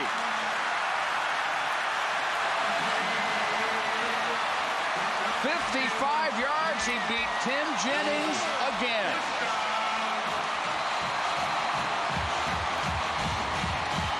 This is a beautiful ball, just an over-the-top post route. Williamson with the great speed.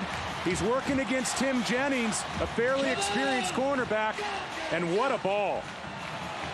Clearly the game plan of South Carolina is coming into focus now. They've got to run the ball better, but when they see man coverage, they send 82 Williamson deep, and Pinkins has been equal to the task of making the deep throws today. 2 of them to Williamson for 119 yards. That one off his back foot and almost picked off at the back of the end zone by Jennings. That would have been sweet revenge for Tim, who's been burned on both those Williamson catches.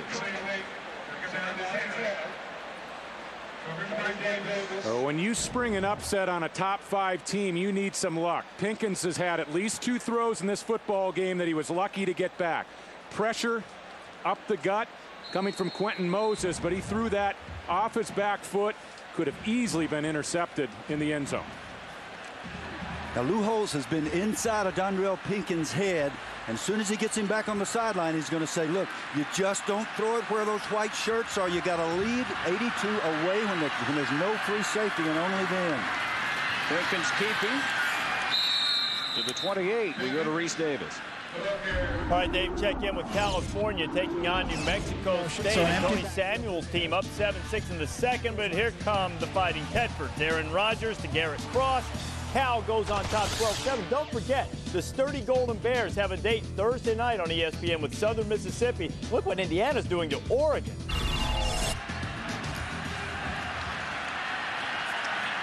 One up, one down for the Pac-10.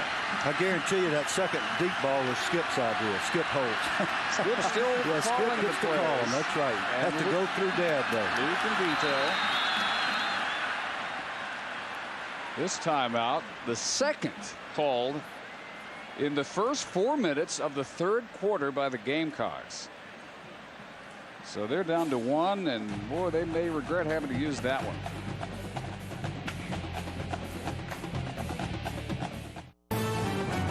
ESPN's College Football Saturday Primetime. Brought to you by Nissan, who invites you to shift the way you move through the world. And Pioneer Plasma Displays, taking high-definition television to a whole new level. Ugas looked at mostly some really disappointing football on the part of the number 3 team in the country. But after their second timeout call, 3rd and 9, maybe in 4-down territory for a South Carolina team, iffy on the kicker spot. And they swing it to Dacus Turman. He's going to be caught at the 27. It's going to be 4th down and 8. David Norrie, Bill Curry, with freshman kickers who are still in the process of trying to win the job, impressing Lou Holtz. Do you kick here? Here's what you do. You better watch out if you're Georgia. Lou Holtz would have a fake. He would love to have a fake because, see, if he gets the touchdown here, they go up by 17. And that requires 3 scores to beat you. If he doesn't have enough confidence in this kid kicking a 44-yarder, watch out for a sophisticated fake here. It is Charlie Carpenter, and sure enough, the fake complete. Flag, and then the ball is separated. So 3 teams to figure out here. First of all, a couple of flags. And was the ball caught before the flags? Which may make it moot regardless of what they're sorting out. So they do, in fact, run the fake. Bill Curry's time to be the prophet. Joey Bowers, the holder, rolling out and throwing to Corey Boyd at the 10-yard line. Great call, Bill. Well, it's a very logical thing to do. And if you've studied Lou Holtz and other great coaches like him, you understand that everything is a factor of the spread and the time remaining in the game, your confidence in your field goal kicker. Here's the call. 2 fouls on the play. Pass interference, number 3 of the offense.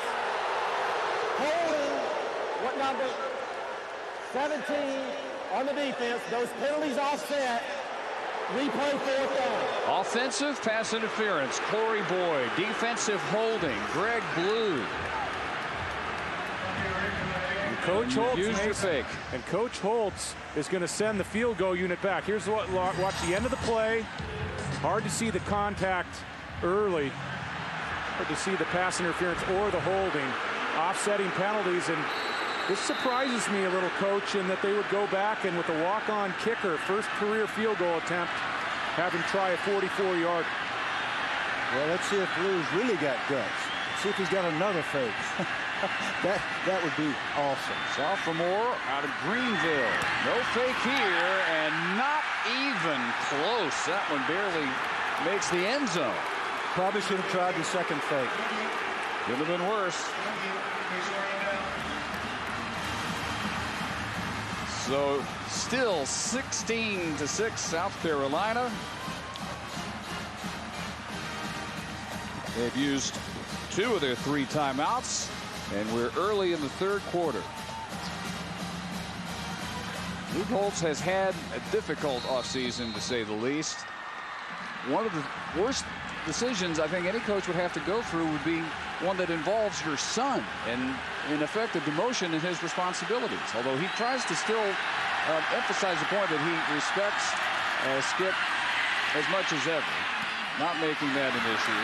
Browning across the 40, And a first down for Georgia. But Bill, having been in that position, can you imagine? No, I can't imagine going home and facing Mama. That's what would scare me the most, facing Carolyn Curry if I demoted her son. I know Beth Holtz is such a wonderful person, but it's been a tough thing for the whole family. But according to Lou, Skip's handled it very well. Well, and coaches go through that not only with family members, but offensive coordinators. And oftentimes when you have an offensive coordinator type coach and you go ahead and you have an offensive coordinator up in the booth, you're always going to have problems. Browning, look at the 360 spin move. And when I say you're always going to have problems, you're always going to have problems in terms of dedicating those responsibilities. And a lot of head coaches, as Lou Holtz does, tries to divide it or at least articulates it in that way, saying, hey, Skip sends the play down. That's the first play that's called. I've got a play in my head. I decide whether, hey, Skip, that's a good decision, or whether I go with my play depending on my veto power. And believe me, Lou Holtz has veto power. And the decisions didn't just involve Skip. There were 4 members of the original Lou Holtz staff here let go. 2 days after the 63-17 loss to Clemson. There are 4 former head coaches now on the staff, including Skip, who was at UConn as the head man. Reggie Brown with the catch at the 38-yard line, an 18-yard completion. Now, David Norrie, you're starting to look very wise, because just as you said, here comes David Green starting to look like David Green. Well, and David Green lost about 10 pounds in the offseason, and going into the bowl game a year ago, the Georgia coaching staff said they didn't like the way he had been moving over the course of the season a year ago. 41 sacks. He's lost some weight, and he sure looked good on the move on that last ball.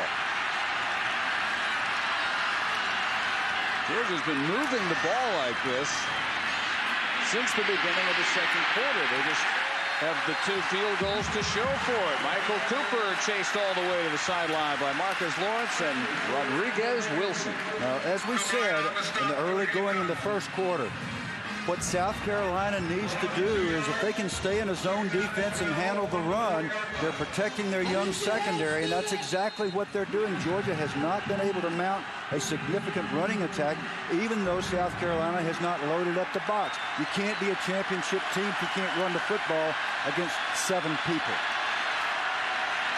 Cooper lost 2. Second down and 12, and Green from the gun under pressure. One of his best passes is fumbled by Fred Gibson and then recovered. And they may get a few extra yards out of the recovery depending on where they mark this. I think they'll total 24 yards from Green to Gibson. Well, a lot of great wide receivers headed on to the pros a year ago. Fitzgerald, the Williamses from Washington and Texas. You had Rashawn Woods down at Oklahoma State, and we get a great look at the athletic ability of Fred Gibson on that last play. That's right. That dribble is a very difficult technique.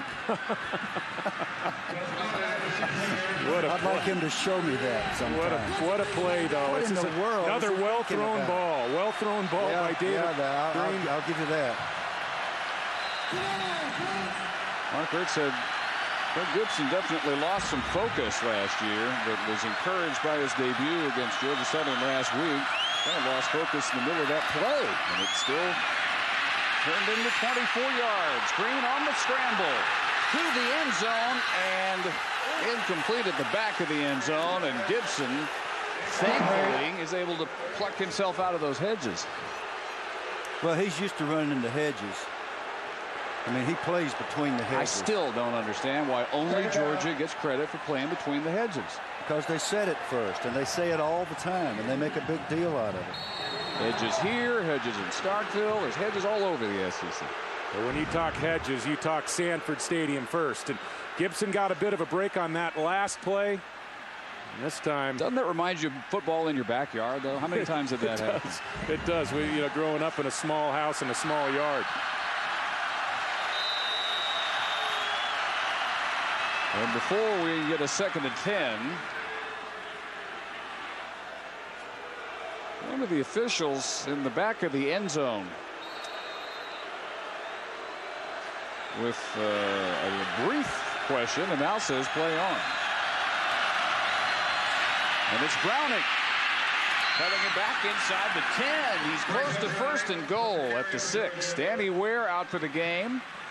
8 carries, 41 yards, but a chest contusion in the second quarter, and so it's been Tyson Browning with the little Michael Cooper thrown in ever since. We'll take a look at the red zone offense for Georgia. Bill Curry mentioned earlier in this football game so many problems, especially a year ago, but Georgia really starting to work with the rhythm, and this so many times over the last 3 years with David Green at quarterback, he starts to move this ball club late. Third, a little less than 1 for a first down. A flag is down as Des Williams hurdles ahead to the 2. Yep, number 66, Dennis Rowland, the tight tackle. And Georgia continues to self-destruct, doing things in the red zone that really, really are incomprehensible. On the offense, number 66. Repeat third down. Dennis Rowland. And you know what? They've only had now 3 penalties, but they couldn't have picked worse times for those flags. No, well, 2 of them have occurred in these situations in the red zone. And third and 7, whereas they would have had 3rd and 1. Just mind-boggling. You have to crack open a whole new section of your offensive playbook.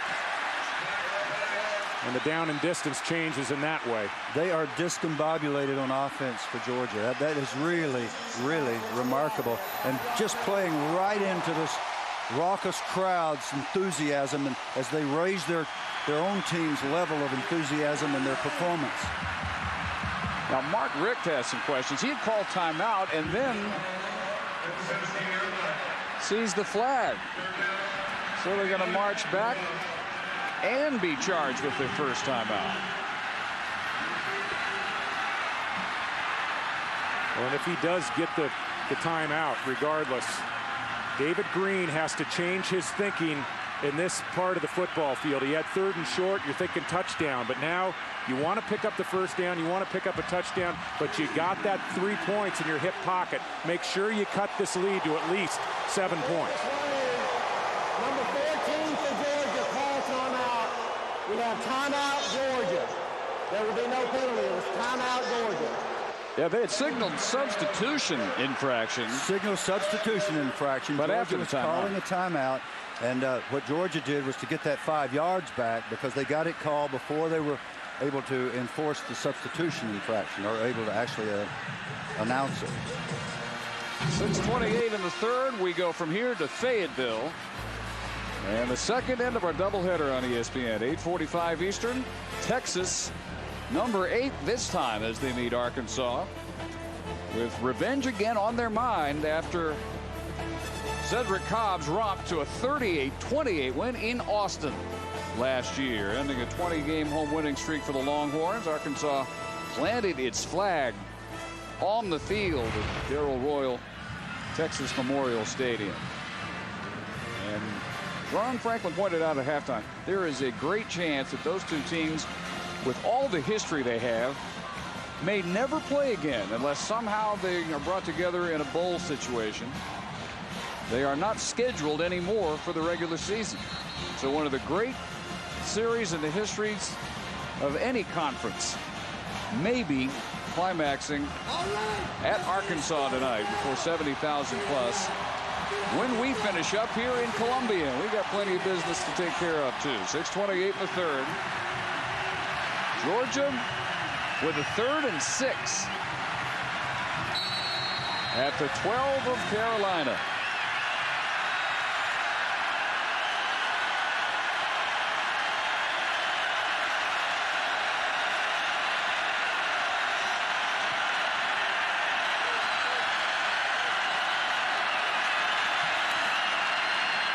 Green straight back. Now the swing for Browning. Looks for a block and a cutback. Browning, touchdown.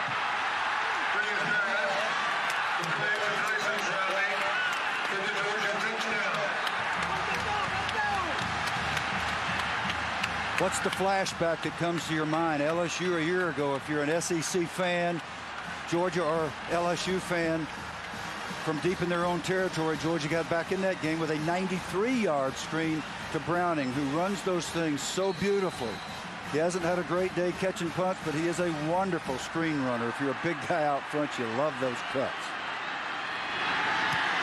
The extra point, and it's 16-13. Andy Bailey connects. Little 5'8", 163-pound Tyson Browning, who did not get a carry last week, has been bothered by a hyperextended knee. In for the injured Danny Ware, and he has brought the Bulldogs within 3.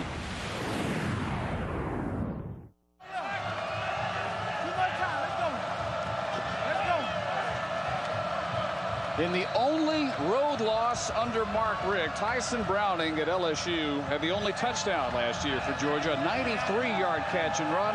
This one he had to go just 12 yards. And he makes it 16-13, South Carolina. Georgia finally, David Norrie, gets 7. A terrific job after the catch by Tyson Browning, but watch the quarterback sell the pass here. This is great execution by David Green. He looks down the center of the field, gives the lineman time to release, and then the cutback by Browning at the 5-yard line.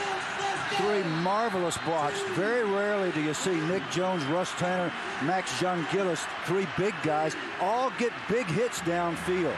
Beautiful job. That's where you call home and say, Mama, did you see the screen? She says, were you in there on that, son?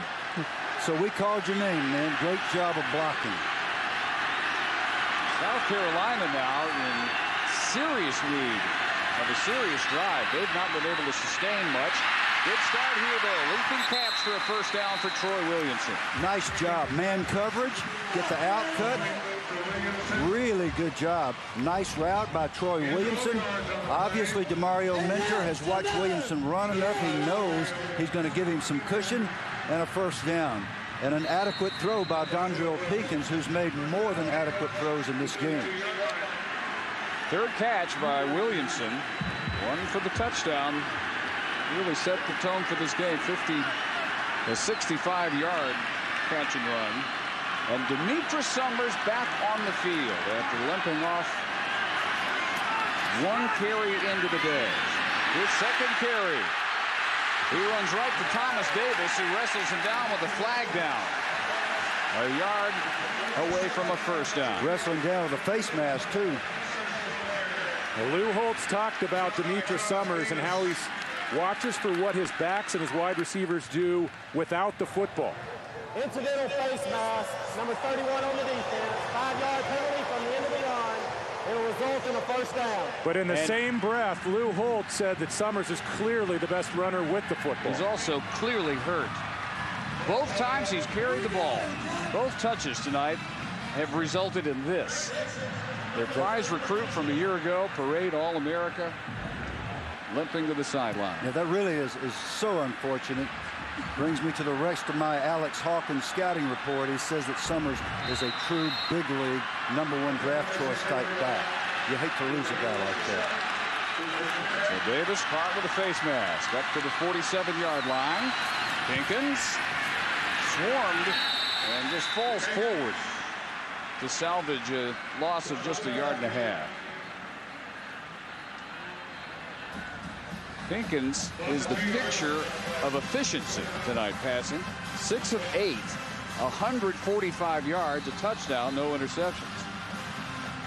Now, David Norrie, what would calculate the passing efficiency number for that, big man? I know it's somewhere north of about 130, but one thing's for certain. I think that this game is either going to be won or lost with the passing game with Pinkins at quarterback. Play fake. Wanted to heave that one, and instead he almost coughed it up. Pressured by Quentin Moses. Well, I think that you may be right. If it's one, it will be with him throwing the football, but I also think there must be a supplement in the run game, because these pass rushers, when Pollock and his mates can lay their ears back and rush the passer, knowing that it's got to be all pass, it won't be pretty. In the second and third quarters, Georgia has outgained South Carolina's offense 233 yards to 91. And again, Pinkins wanting to go deep, sacked way back at the 37. David Pollock, the two-time All-American.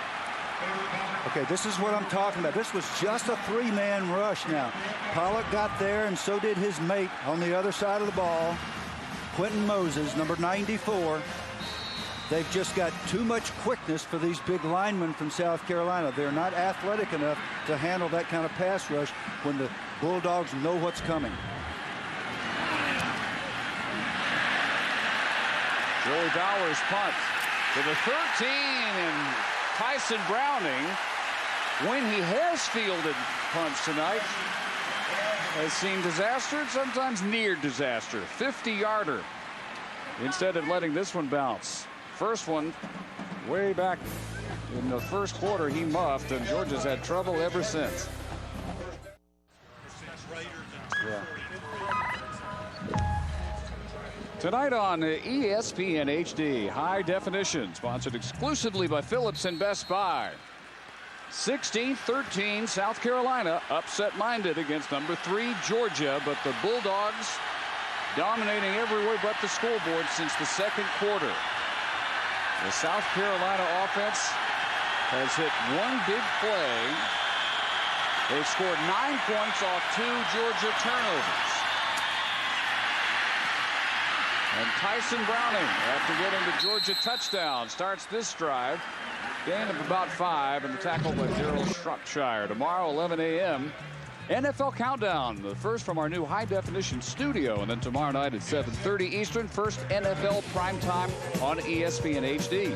Followed by the Chiefs and the Broncos, also on high definition. Again, sponsored by Phillips and Best Buy. A 4-day opening weekend of NFL football. Weekend number 2 of college football. Great one tonight in Columbia.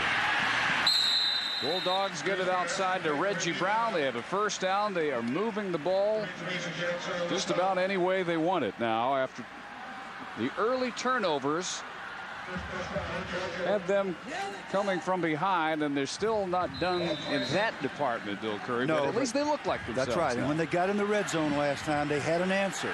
They had a nice screen, and they took it in the end zone. They didn't have to settle for a field goal attempt. Very important.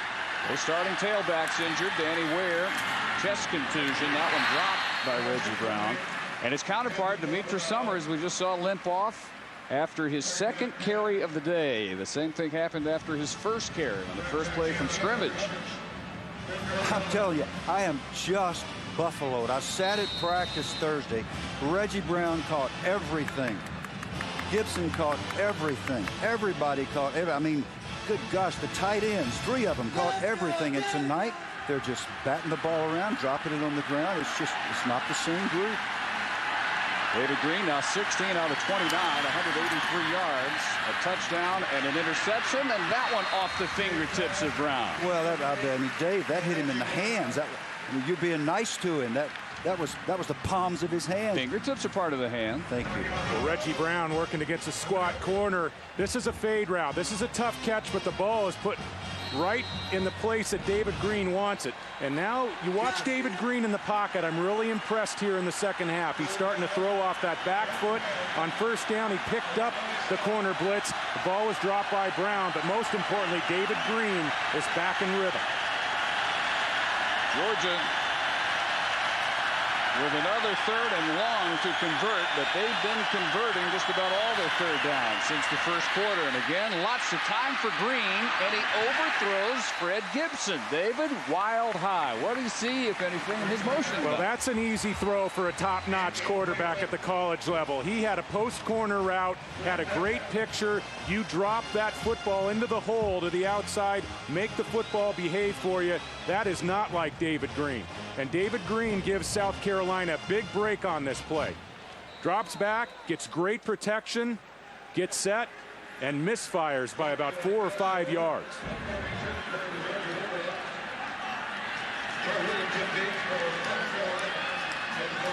So Gordon, Ely, Kelso to punt. 2:38 in the 3rd quarter. Troy Williamson.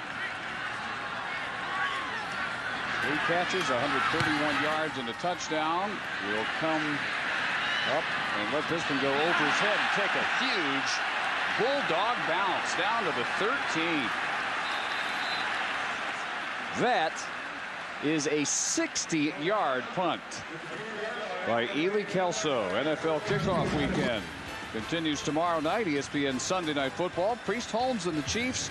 Champ Bailey, the new Denver Bronco. Chiefs Broncos also available, as we said, in high definition on ESPN HD. Call your cable operator, DirecTV, or the Dish Network today. Our coverage begins at 7:30 Eastern with NFL Primetime, and then Chiefs Broncos. South Carolina, after its first drive lasted a little over 4 minutes, none of their next 7 possessions have lasted longer than 2 minutes and 43 seconds. This one starts with Corey Boyd and about 9 yards.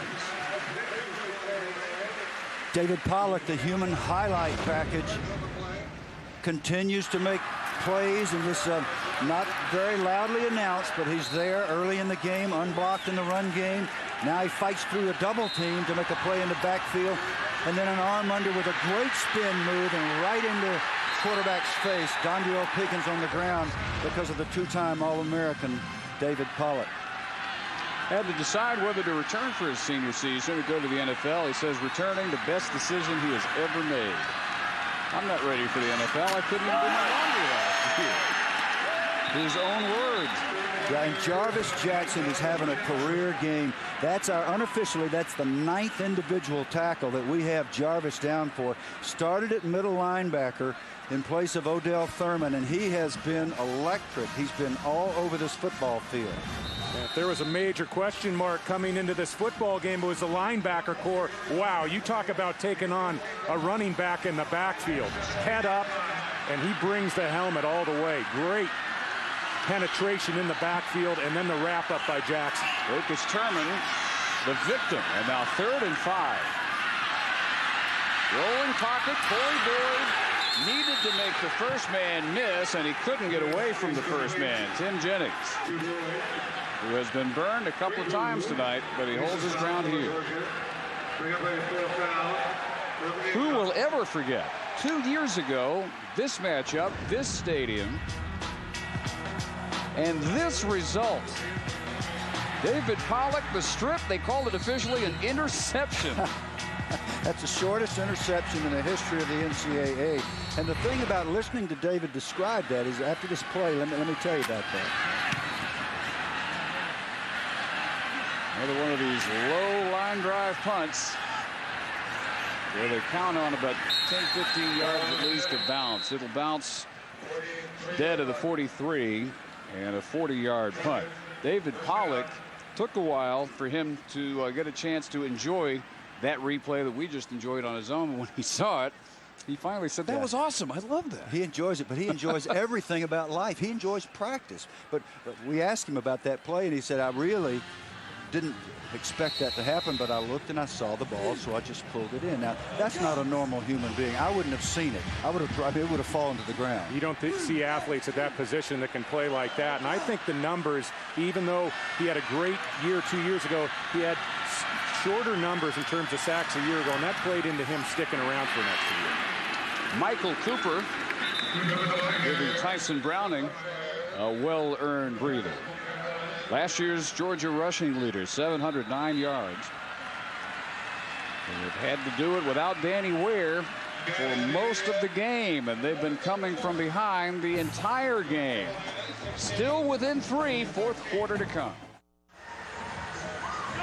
So we're ready for the fourth quarter in Columbia. 84,300, third largest crowd in Williams-Brice Stadium history. Dave Barnett, David Norrie, Bill Curry, and Alex Flanagan. A 16-13 South Carolina lead, but Georgia moving almost at will in the middle 2 quarters.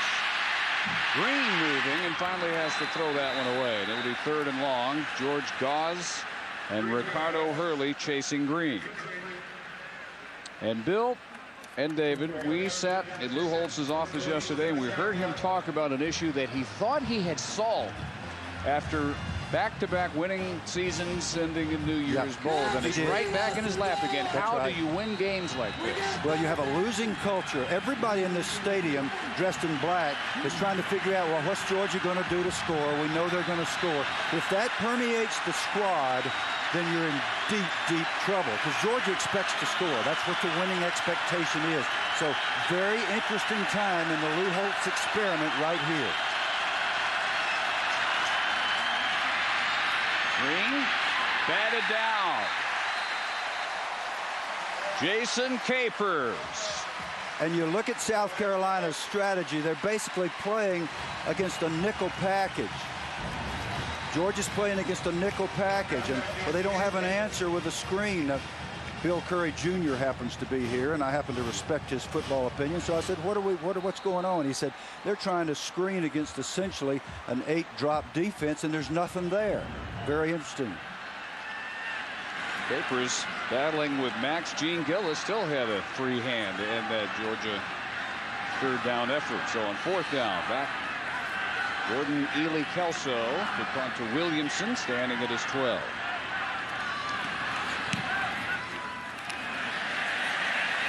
Good high kick, sideways hop this time, and the Gamecocks will start at the 22. Get an update first from Reese Davis in the studio. The Heisman Trophy winner has his offense purring. Oklahoma against Houston already up 28-7. Jason White up top to Brandon Jones. Touchdown, second touchdown pass for White. Houston actually had a 7-0 lead in this game. Staying in the state of Oklahoma, Tulsa and the Pokes locked up at 7 late in the first half. Still have a hard time believing that the Houston team we saw in the Hawaii Bowl last year, Bill, lost, scoring one touchdown last week against Rice. They've already got one against OU, but now rivalry game. I mean, anything can happen in a rivalry. And Kenny Hatfield's a great football coach. Dinkins with the give to Dacus Turman. And we try to figure out, Alex Flanagan, what is the second injury problem for Demetrius Summers? Well, Dave, as you all remember, he injured his ankle in the first play of the game. The good news was that ankle wasn't broken or fractured. Bad news is he injured it again. Same ankle. He has his shoe off. He's icing it. He will not return in this game, saying that it is just too sore to play on it, Dave. Well, that's what we feared. 2 carries and 2 limp-offs. Had a short night, but they do have Boyd and Turman. Bonzi Gray has seen some action. Probably the deepest spot on their entire roster. On the roll. First time they look for Brian Brownlee, the tight end, and it's off his hands at midfield. I got to tell you, David Norrie, that's a nice throw. That is a nice throw, but as one of my old coaches at UCLA said, you don't lead receivers in hard spots. This is a young tight end. He's a converted defensive player. And watch Minner, number 2 for Georgia. He's waiting right there to deliver a blow. And I agree with you on that, Bill. That's a play that you got to count on your tight end coming down with. You got to expect the contact, and he flat out dropped that ball before contact. A great throw by Pinkins. Gamecocks only 2 of 10 on third down conversions. They have only 5 first downs all night. Pinkins retreating. That almost turns into a pick, and 6 points for Danny Verdun Wheeler. Well, Danny, when they get into team films and the tapes, your buddies are going to remind you that your hands belong on a clock, and that's why you're a linebacker, and all those things that linebackers have to listen to when they drop sure touchdown passes. That would not be an easy catch, but linebackers practice those kinds of drills where you tip that one up in the air, pull it in, take it in the end zone, and go to the house. Well, how much can the South Carolina defense stand? They have spent almost the entire middle 2 quarters on the field. It doesn't look like much is about to change here in the fourth. Bowers, low driving punt. Rugby style, goes a total of 40 yards. Georgia ball at the 38. 13:38 to play. Well, Georgia's still down 3, but the South Carolina defense has been on the field now. This will be the 60th snap by the Georgia offense. And the give is to Tyson Browning. Looks for cutback room. Nothing there. He's going to lose 3. The Carolina offense has snapped the ball an amazingly low number of times, just 36 total plays. But after giving up 9 points on a pair of turnovers, Tyson Browning finally capped a Georgia drive with a touchdown. David Pollock, his usual unblockable self. And the Georgia defense has allowed only 186 yards, 2 of 11 third down conversions for the Gamecock offense. Offsides call. Going to move it up to the 43-yard line and make it a 1st and 5 for the Bulldogs.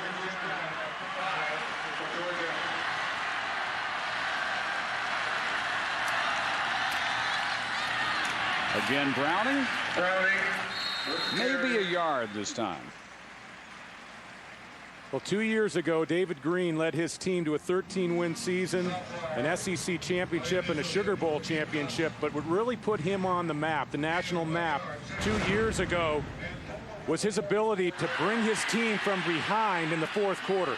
5 fourth-quarter comebacks, including 3 against ranked teams, Auburn, Alabama, and Tennessee. And who'll forget, he gets a drop there, a fumble after the catch by Gibson, but who'll forget the game, 4th and 15 against Auburn, a touchdown, and once again, David Green, the seasoned quarterback, facing a deficit in the fourth quarter. 2nd down 4, a little floater over the middle. Gibson jukes his way to midfield, and another Georgia 1st down. They're 17th compared to 5 for the South Carolina offense. How much can you put on a defense? Mark Richt's offense has been on the field, it seems like, the entire 2nd and 3rd, and now what we've seen so far of the 4th quarter. Well, when you look down there and you see those hands on the hips and some of the hands on the thigh pads, leaning over and the heavy breathing, these kids are tough, they've practiced hard, but they are getting tired. Danny Ware out with a chest contusion after just 8 carries tonight. Michael Cooper moves the pile to the 47 of the Gamecocks. Ware, who became the first true freshman tailback to start a season opener for the Bulldogs since 1943 last week. And he didn't just start, he scorched Georgia Southern with 135 yards and 3 touchdowns. So when you do something at tailback at Georgia that Herschel Walker never did, Garrison Hurst never did, Terrell Davis, on and on and on, Rodney Hampton, Tim Worley, that will live in the memory of everybody that follows that program. They don't apparently think this is a real serious injury, but he is obviously done for this day. And Tyson Browning and company have taken over. That one goes 10 yards. 37-yard line where Taki Muhammad and Marcus Lawrence have a hit. I don't think we can overemphasize the emotional and the cerebral aspect of what's going on here. You got a program that's accustomed to winning. You got a program that's accustomed to losing, with a coach in Lou Holtz that's attempting to change the culture. There's a sort of a anticipation in this station and in this stadium, a negative anticipation. What are they going to do to us? The players have to fight through that for South Carolina.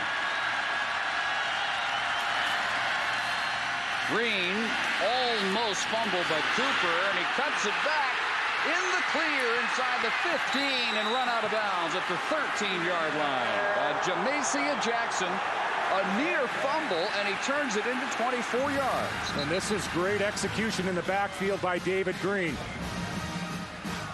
And this is almost a fumble in the backfield. The mesh, Cooper almost lays the ball on the carpet, but a good job to regain control. The misdirection, and give Neil Callaway, the offensive coordinator, big credit in the second half. He's done some great things to free up Cooper and Browning in space for Georgia.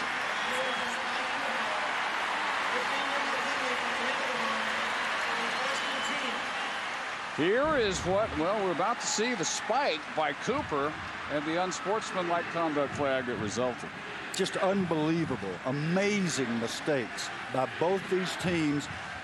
If there's a celebration rule, you may not like it, but son, it's the rule. So you follow the rule. Now look, instead of having the ball down there in the red zone, they're sitting out here 1st and 10 at the 28-yard line. Inexcusable. Back to Browning. Oh, what a cutback instinct he has.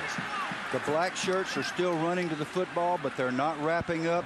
We saw George Goss miss an easy tackle on Cooper. He was free in the backfield, as David Norrie was describing the near fumble on the previous draw play. And now you see the black shirts again. They're giving great effort, but they just aren't quite as sharp as they have been earlier in the game. Yeah, their effort really jumps out at you, but with this pursuit and the numbers they're using up on the line of scrimmage, it's only a matter of time before Green goes outside to his talent on the perimeter. Browning, 11 carries, 54 yards.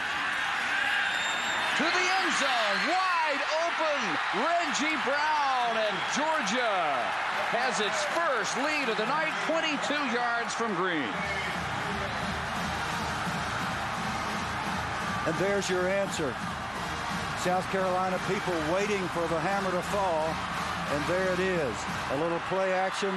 Beautiful job of faking. You'll have to agree with that, David, by David Green, and then a perfect throw. A masterful execution in the backfield, and numbers on the line of scrimmage for South Carolina. Great sell by Green. Easy pitch and catch. Andy Bailey with the extra point. After Reggie Brown's second touchdown catch of this young season. Green has struggled. He's not looked like himself. But he has finally completed the comeback.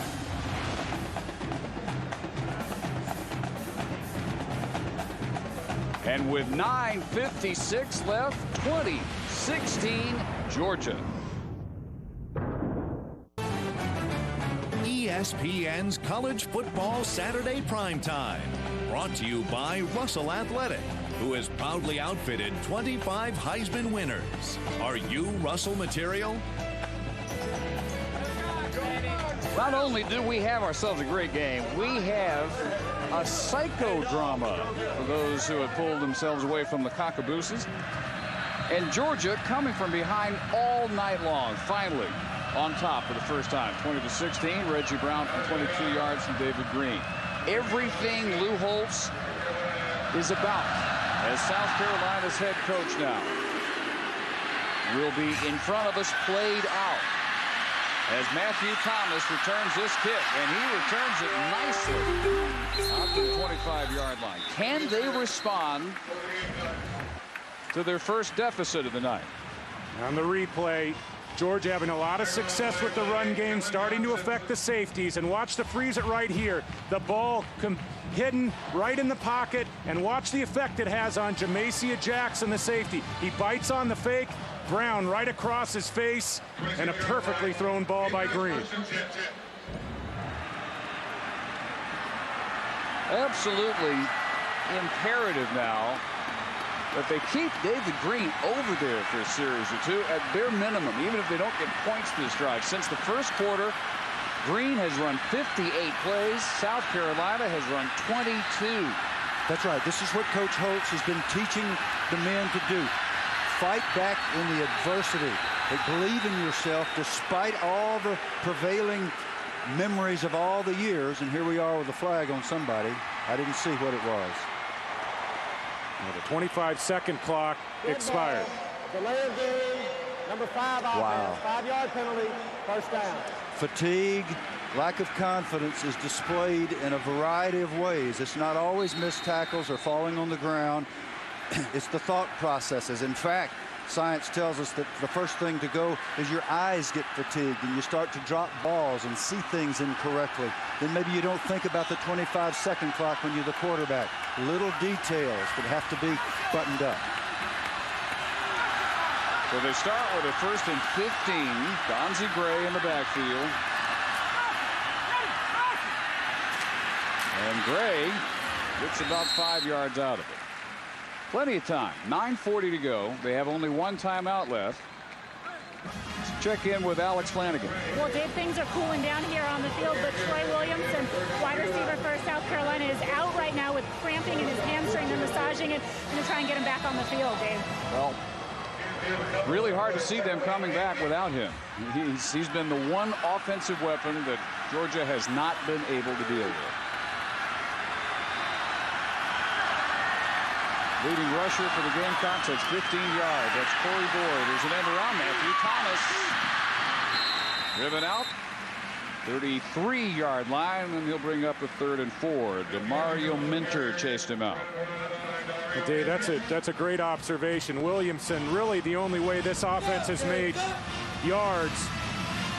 Great ball faking and wizardry in the backfield by Pinkins. But as I said earlier in the half here, I think that Pinkins is going to have to get it done if South Carolina is going to come back, both with his feet and his throwing ability. Tough to get that done if Williamson is on the bench.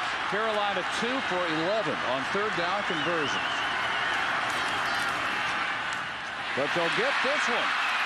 Pinkins with a strike. Chris Clark, 12 yards. And a Reese Davis update.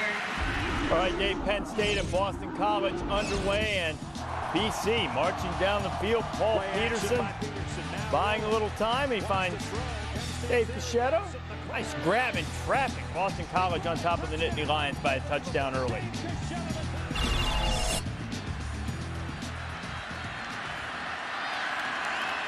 All right, Reese, 8:13 and counting. Another short pass by Pinkins and incomplete as Minter comes up for another hard hit, this time on Michael Flint. Quentin Moses, the big defensive end, dropping back into pass coverage and almost got a piece of that pass. Defensive coordinator Brian Van Gorder, winner of the 2003 Broyles Award as the top assistant in the country. Last year, 4th nationally total defense, 2nd nationally scoring defense. They have given up only 209 yards tonight. Pinkins on the scramble, too tall for Matthew Thomas. A dangerous throw, but one he still comes pretty close to hitting. Looking ahead for Lou Holtz and his very combative and very courageous football team here in South Carolina, playing against one of the top teams in the nation. This can be a seminal moment if they can just dig down, find it in themselves to play their hearts out, regardless of the way this game comes out. Win or lose, you can look back on this as a big step forward. Do you really think that? You really believe if they lose, that's a step forward? I think they'll look at it. Well, that's if he's successful in the way he's teaching, they will. Pinkins, all kinds of room. He looked up, nothing but green ahead, and he takes it 17 yards. It will mean a great deal more if they can get the victory, and they are certainly very much in this football game. The decision-making of an experienced quarterback. Georgia going with man coverage, freeze it right here. Look at just the alleyway that opens up, and a great decisive move by Pinkins from the pocket. It's the timing that he used when he tucked the football that meant first down on that play. And with that, he becomes the leading rusher on the night for the Gamecocks. 17 of his 21 yards on his 12th carry. On the quarterback draw, right up the middle again, and he slides for a gain of 8. So Dondrell Pinkins ready, it appears, to take this thing over if he has to, win it by himself. Well, this is the single wing tailback with a marvelous block by number 32, David Dacus-Turman. It wasn't pretty, but it was effective. We call that a Susan B. Anthony block. Looks like a quarter, but it's worth a buck. He didn't exactly butt him up, but he sure got him out of the play. David, he's got lots of those.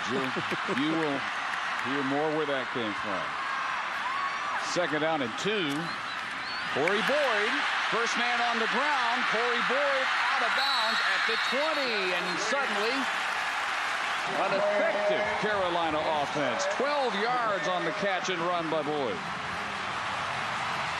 6:48 to go, 84,300. 3rd largest crowd in Williams-Brice Stadium history. South Carolina taking 2 first-half turnovers by Georgia, turning them into 9 points, and they had led almost the entire game, even though they've been outgained 350 to 234 in total yardage. Georgia has run 66 plays to only 44 plays by Pinkins and the Carolina offense. Finally on the move for the first time since the first quarter. Pinkins keeps again. And driven back from the 13. Ball might have been loose at the bottom of the pile. It is a Georgia recovery. And Pinkins is slow getting up after he coughed it up at the 13-yard line. Now, we talked about Pinkins having to play an error-free game. Couldn't have come at a more critical time. Greg Blue, all game long, we've watched Thomas Davis and Greg Blue, big hitting safeties, and let's listen in on this hit.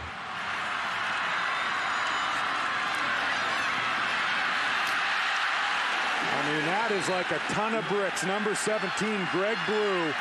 You talk about bringing it. Greg Blue brings the helmet, finishes off Pinkins.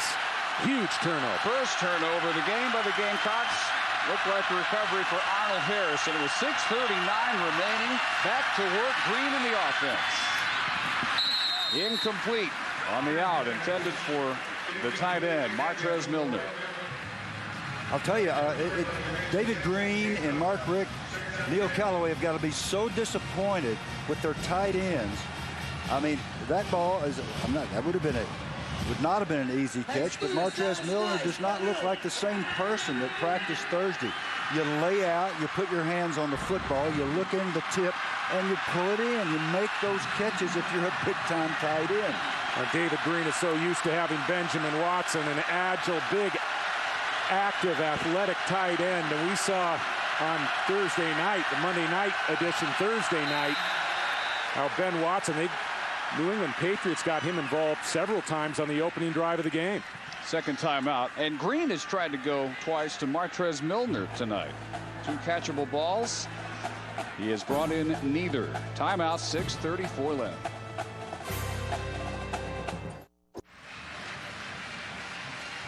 Well, this has been a great one. Still 6:34 to go, and we follow this with another bit of rivalry action from an SEC school. In this case, former Southwest Conference opponents, Texas and Arkansas, right when we're done, 8:45 Eastern. Green on the play fake. And the dump over the middle. That might end up in a turnover at the bottom of the pile. Gamecock signal they've recovered it. So they are considering it evidently at least a complete pass, and it is a fumble recovery for Carolina. Number 46, Marcus Lawrence, squatting on the little curl pattern over the middle, knocks the football loose, and they take it right back over. Everything Lou Holtz is about, everything he's trying to imbue his team with, is involved in this fourth quarter. If they come away with a win, wonderful. If they don't, the lessons are still being heard because the team refuses to give in. Fatigue really does make cowards out of everybody. Lombardi was right about that, but these guys are continuing to fight and scratch and hit. Browning on the fumble caused by Marcus Lawrence and recovered by Ricardo Hurley at the 16-yard line. And back to work out of that single wing tailback look. Following his turnover goes Pinkins.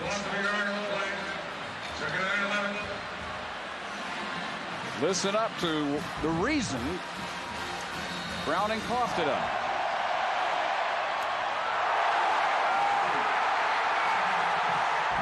My only question was, did he catch it? And none of the officials seem to have any question. Did you? Up here, 2nd down and 11. Swing pass, Turman. Boy, every hit now delivered by a Georgia defender. Yeah, let me give credit where it's due, and let me hasten to add to my previous remarks about South Carolina. Georgia's not quitting either.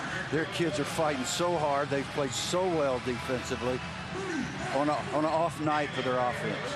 Was that a catch? Did he have it long enough for it to be a fumble? Well, you'd have to take another look or two at it, but I'll tell you what, the hit was big time. And my question here is Pinkins affected by the hit he took on the prior drive? His leadership showed me he can win the football game, but I wonder if he's got some remnants left of that hit by Blue. 4 wides. 3rd and 8. Low catch by Boyd, and because it was underthrown, he didn't get the first down. Yeah, if he keeps Boyd up on that ball, Boyd picks up the first down. Not they're a going to have to ball. go for it. They got to go for it here. You don't kick it here, because the odds on them driving back down the field and getting a shot at another field goal are not good, so you go for it here. And they got brand new kickers anyway. No question. Yeah, I think that's another point. I'm not sure that Coach Holtz would have tremendous confidence in his kickers at this point. And this is why Coach Holtz is one of the top 10 winningest coaches of all time. He made that decision almost instantly. He knows he doesn't want to have to look at the Georgia offense one more time and score again after David Green has the football. So the last time out, called here by Lou Holtz to talk about a 4th and 1, and they're given this opportunity. Let's look at it again. Did he have it long I think enough? that's a catch. I think that's a catch. Definitely a catch. He had both hands around the football, both feet squarely on the ground, well-timed hit. And David Green is trying to be safe with the football here. Just a little drop down. What a hit to shake the ball free. Let's get a quick update from Reese Davis. All right, guys, Oklahoma is just opening up a can on the backside of Houston. But here's a little piece of history. Antonio Perkins will take the punt and take it all the way back. 8th time in his career. That ties the NCAA record, also held by Texas Tech's Wes Wellington.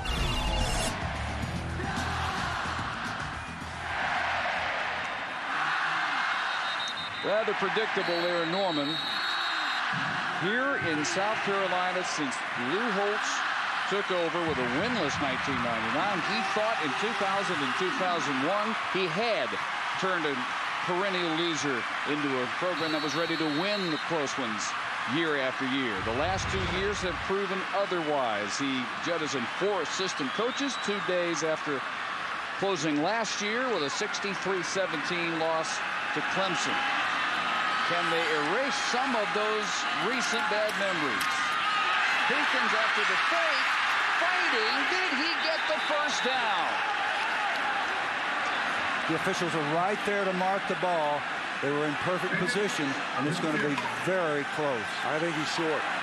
I think he's short too, and boy, not because he didn't sell out on it. DeMario Minter, Jarvis Jackson, Danny Verdun Wheeler, all converged. Otherwise, the big 250-pound quarterback would have easily barreled past one tackler. Georgia ball. And of such stands are championships made. You get in a game where you haven't played particularly well on offense, you make mistakes in the kicking game, you turn it over late, they're inside your 10-yard line, and somehow you get them stopped. Now, let's see if the Georgia offense can earn its keep and make some first downs and use the clock. It looked initially on that play like it was a great play call. Pickens came out naked, free, but what a job by the Georgia defenders in pursuit to just stone him before the chain. DeMario Minter gives up about 50 pounds to Pinkins. Holds him off the first down marker. From their own 6, the Bulldogs try to run out the last 5 minutes, and they start with Michael Cooper up the middle. Needless to say, this is precisely what the Bulldogs need to do. They need to put the hat right on Nick Jones, Russ Tanner, Max John Gillis, Dennis Rowland, Daniel Inman, those big guys up front, and say, men, now it's on you. You knock them back, make some first downs, and run this clock out. Those of you tuning in thinking it's about time for Texas-Arkansas kickoff, we will go there next. 4:24 and counting. And a 2nd and 3 for Georgia. Another give to Cooper, who spins at the line of scrimmage. It'll be 3rd and short. But a nice play by Shropshire. Darryl Shropshire, number 57. Just good basic football. Defeated the blocker, shucked him off, came off, made the play actually for a small loss. Now you have a little conversation with Cooper, your running back, and you don't dance in the hole at this time. You whip it up in there, you drag him, and you make a first down, securing the football. Plenty of time for South Carolina. They've burned timeout, so it's a huge play right here South Carolina doesn't hold, Georgia can burn this clock inside 2 minutes. Green has to scramble. Not his strong suit. Looks upfield and tries to hit Gibson. Incomplete at midfield. And a Gamecock defense that has not had very many stops. Not many 3-and-outs to look to tonight. Finally, they turn one in. Here's a very important kicking game consideration. South Carolina's done very poorly with their punt returners tonight. They're all skittish. They let the ball hit the ground. If I were Lou Holtz, I'd go after this one. I'd go after this big time. Normally, you would want to return this. I don't think so here. The returners haven't been effective. A yard deep in the end zone, Gordon Ely-Kelso. And they've got Andre Gause back deep for the first time to return this one. Very high. Unreturnable. Georgia bounce. Where will it end? Good grief. That's the 5th punt that's been allowed to hit the ground. That's about 50 yards in field position. You know what that is, folks? That's 5 first downs. That is a 50-yard punt. And without any timeouts, but with 3:13 to work with, Pinkins and the Carolina offense take over at their 37-yard line. We have been given a treat because we get a chance to see why Georgia is so highly thought of, number 3 team in the country. And David Green said, we talked to him this week, you know what? This is a test we expect, and if we don't pass it, we're maybe not deserving of national championship expectations. Well, he's right. And the test for Carolina, can they erase the habit of losing the close one? There's a good start. Corey Boyd. Well, 13 yards, and he did it all on his own. He got to midfield. I don't need to tell you that Corey Boyd is a warrior. Everybody in the program respects him. He's the guy that ran over Lou Holtz on the practice field and broke Coach Holtz's leg. Lou said, I jumped up and said, good job, good hit, Corey. And then I went to the hospital and got a cast. And he said, Corey, you okay? I was impressed. I was impressed with Pinkins, the way he laid that ball off in the flat. He's continuing to make nice throws. A lot of people say, hey, that's an easy throw in the flat, but he put it in perfect position for Boyd to move the ball upfield. 13 out of 19, 200 yards now for Dontrell Pinkins. Fakes short, throws deep, and incomplete. Jennings covering Matthew Thomas. That's a wasted play. I know that Pinkins wanted to take a crack down the field, but you have to read Jennings. You have to read his depth. Jennings had too much depth on this ball. Pinkins with too much ability with his feet and also the ability to come underneath. Don't waste a down if you don't see the deep ball come open. Nice play by Jennings. He's had a rough night in some respects, but he had about a 40-inch vertical jump to get a piece of that football. Pinkins, deflection, interception. Georgia gets it back. Paul Oliver returns it 14 yards on maybe the last gasp for South Carolina tonight. That's the danger, throwing the ball inside. Slant routes, you have got to be careful with the football. You have to be precise. Tim Jennings is going to get the deflection. And then the pick. Oliver coming up. Ball right through Tim Jennings' hands, batted up in the air. A very poor throw. Who's he throwing it to? Well, I tell you, he got baited. Jennings is sitting out there. He's squatting in a 3-deep coverage, and he's playing essentially the strong safety position in the nickelback thing. And Pinkins didn't expect him to swoop out to the football, and that's what happened. Careless throw. Turner's working on Jennings. Another chance for Georgia to run it out. Michael Cooper gets about 8. No timeouts for the Gamecocks. 2:23 and counting. So important to preserve those timeouts. Now you just stand there helplessly and watch this clock count down because the timeouts were blown earlier in the half. Georgia picks up a first down here, depending on what down. There's not much life left for South Carolina. If Lou Holtz can get a stop here, a hold, no first down, the Gamecocks will get the football back, and they'll have some time to move it downfield. Well, if they make a first down, it's all over. Georgia takes a knee. That's in Green using every bit of the play clock. Cooper on the cutback will have the first down.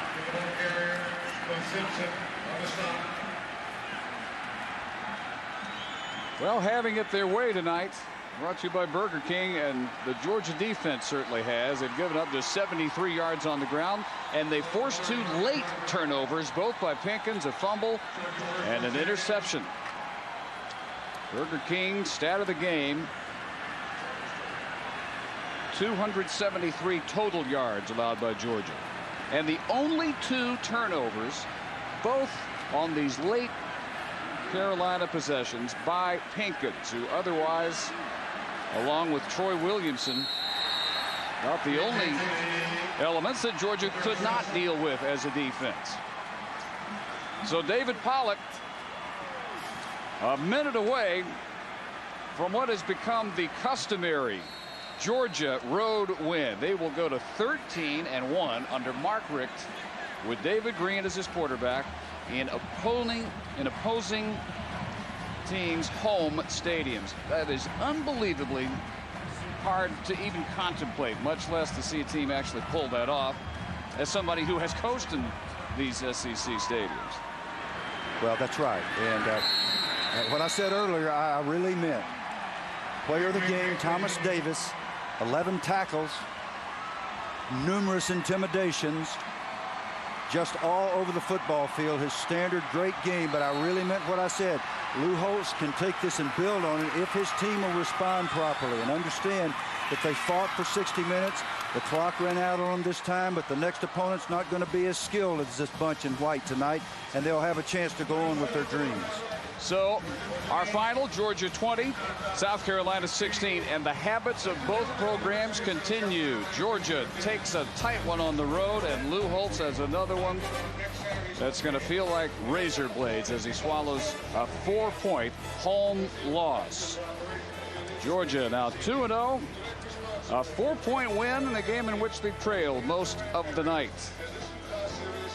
We will get you now to Fayetteville, Arkansas, and Texas against the Razorbacks. For Bill Curry, David Norrie, Alex Flanagan, our entire crew, Dave Barnett, good night from Columbia. On to Ron Franklin and Mike Godfrey.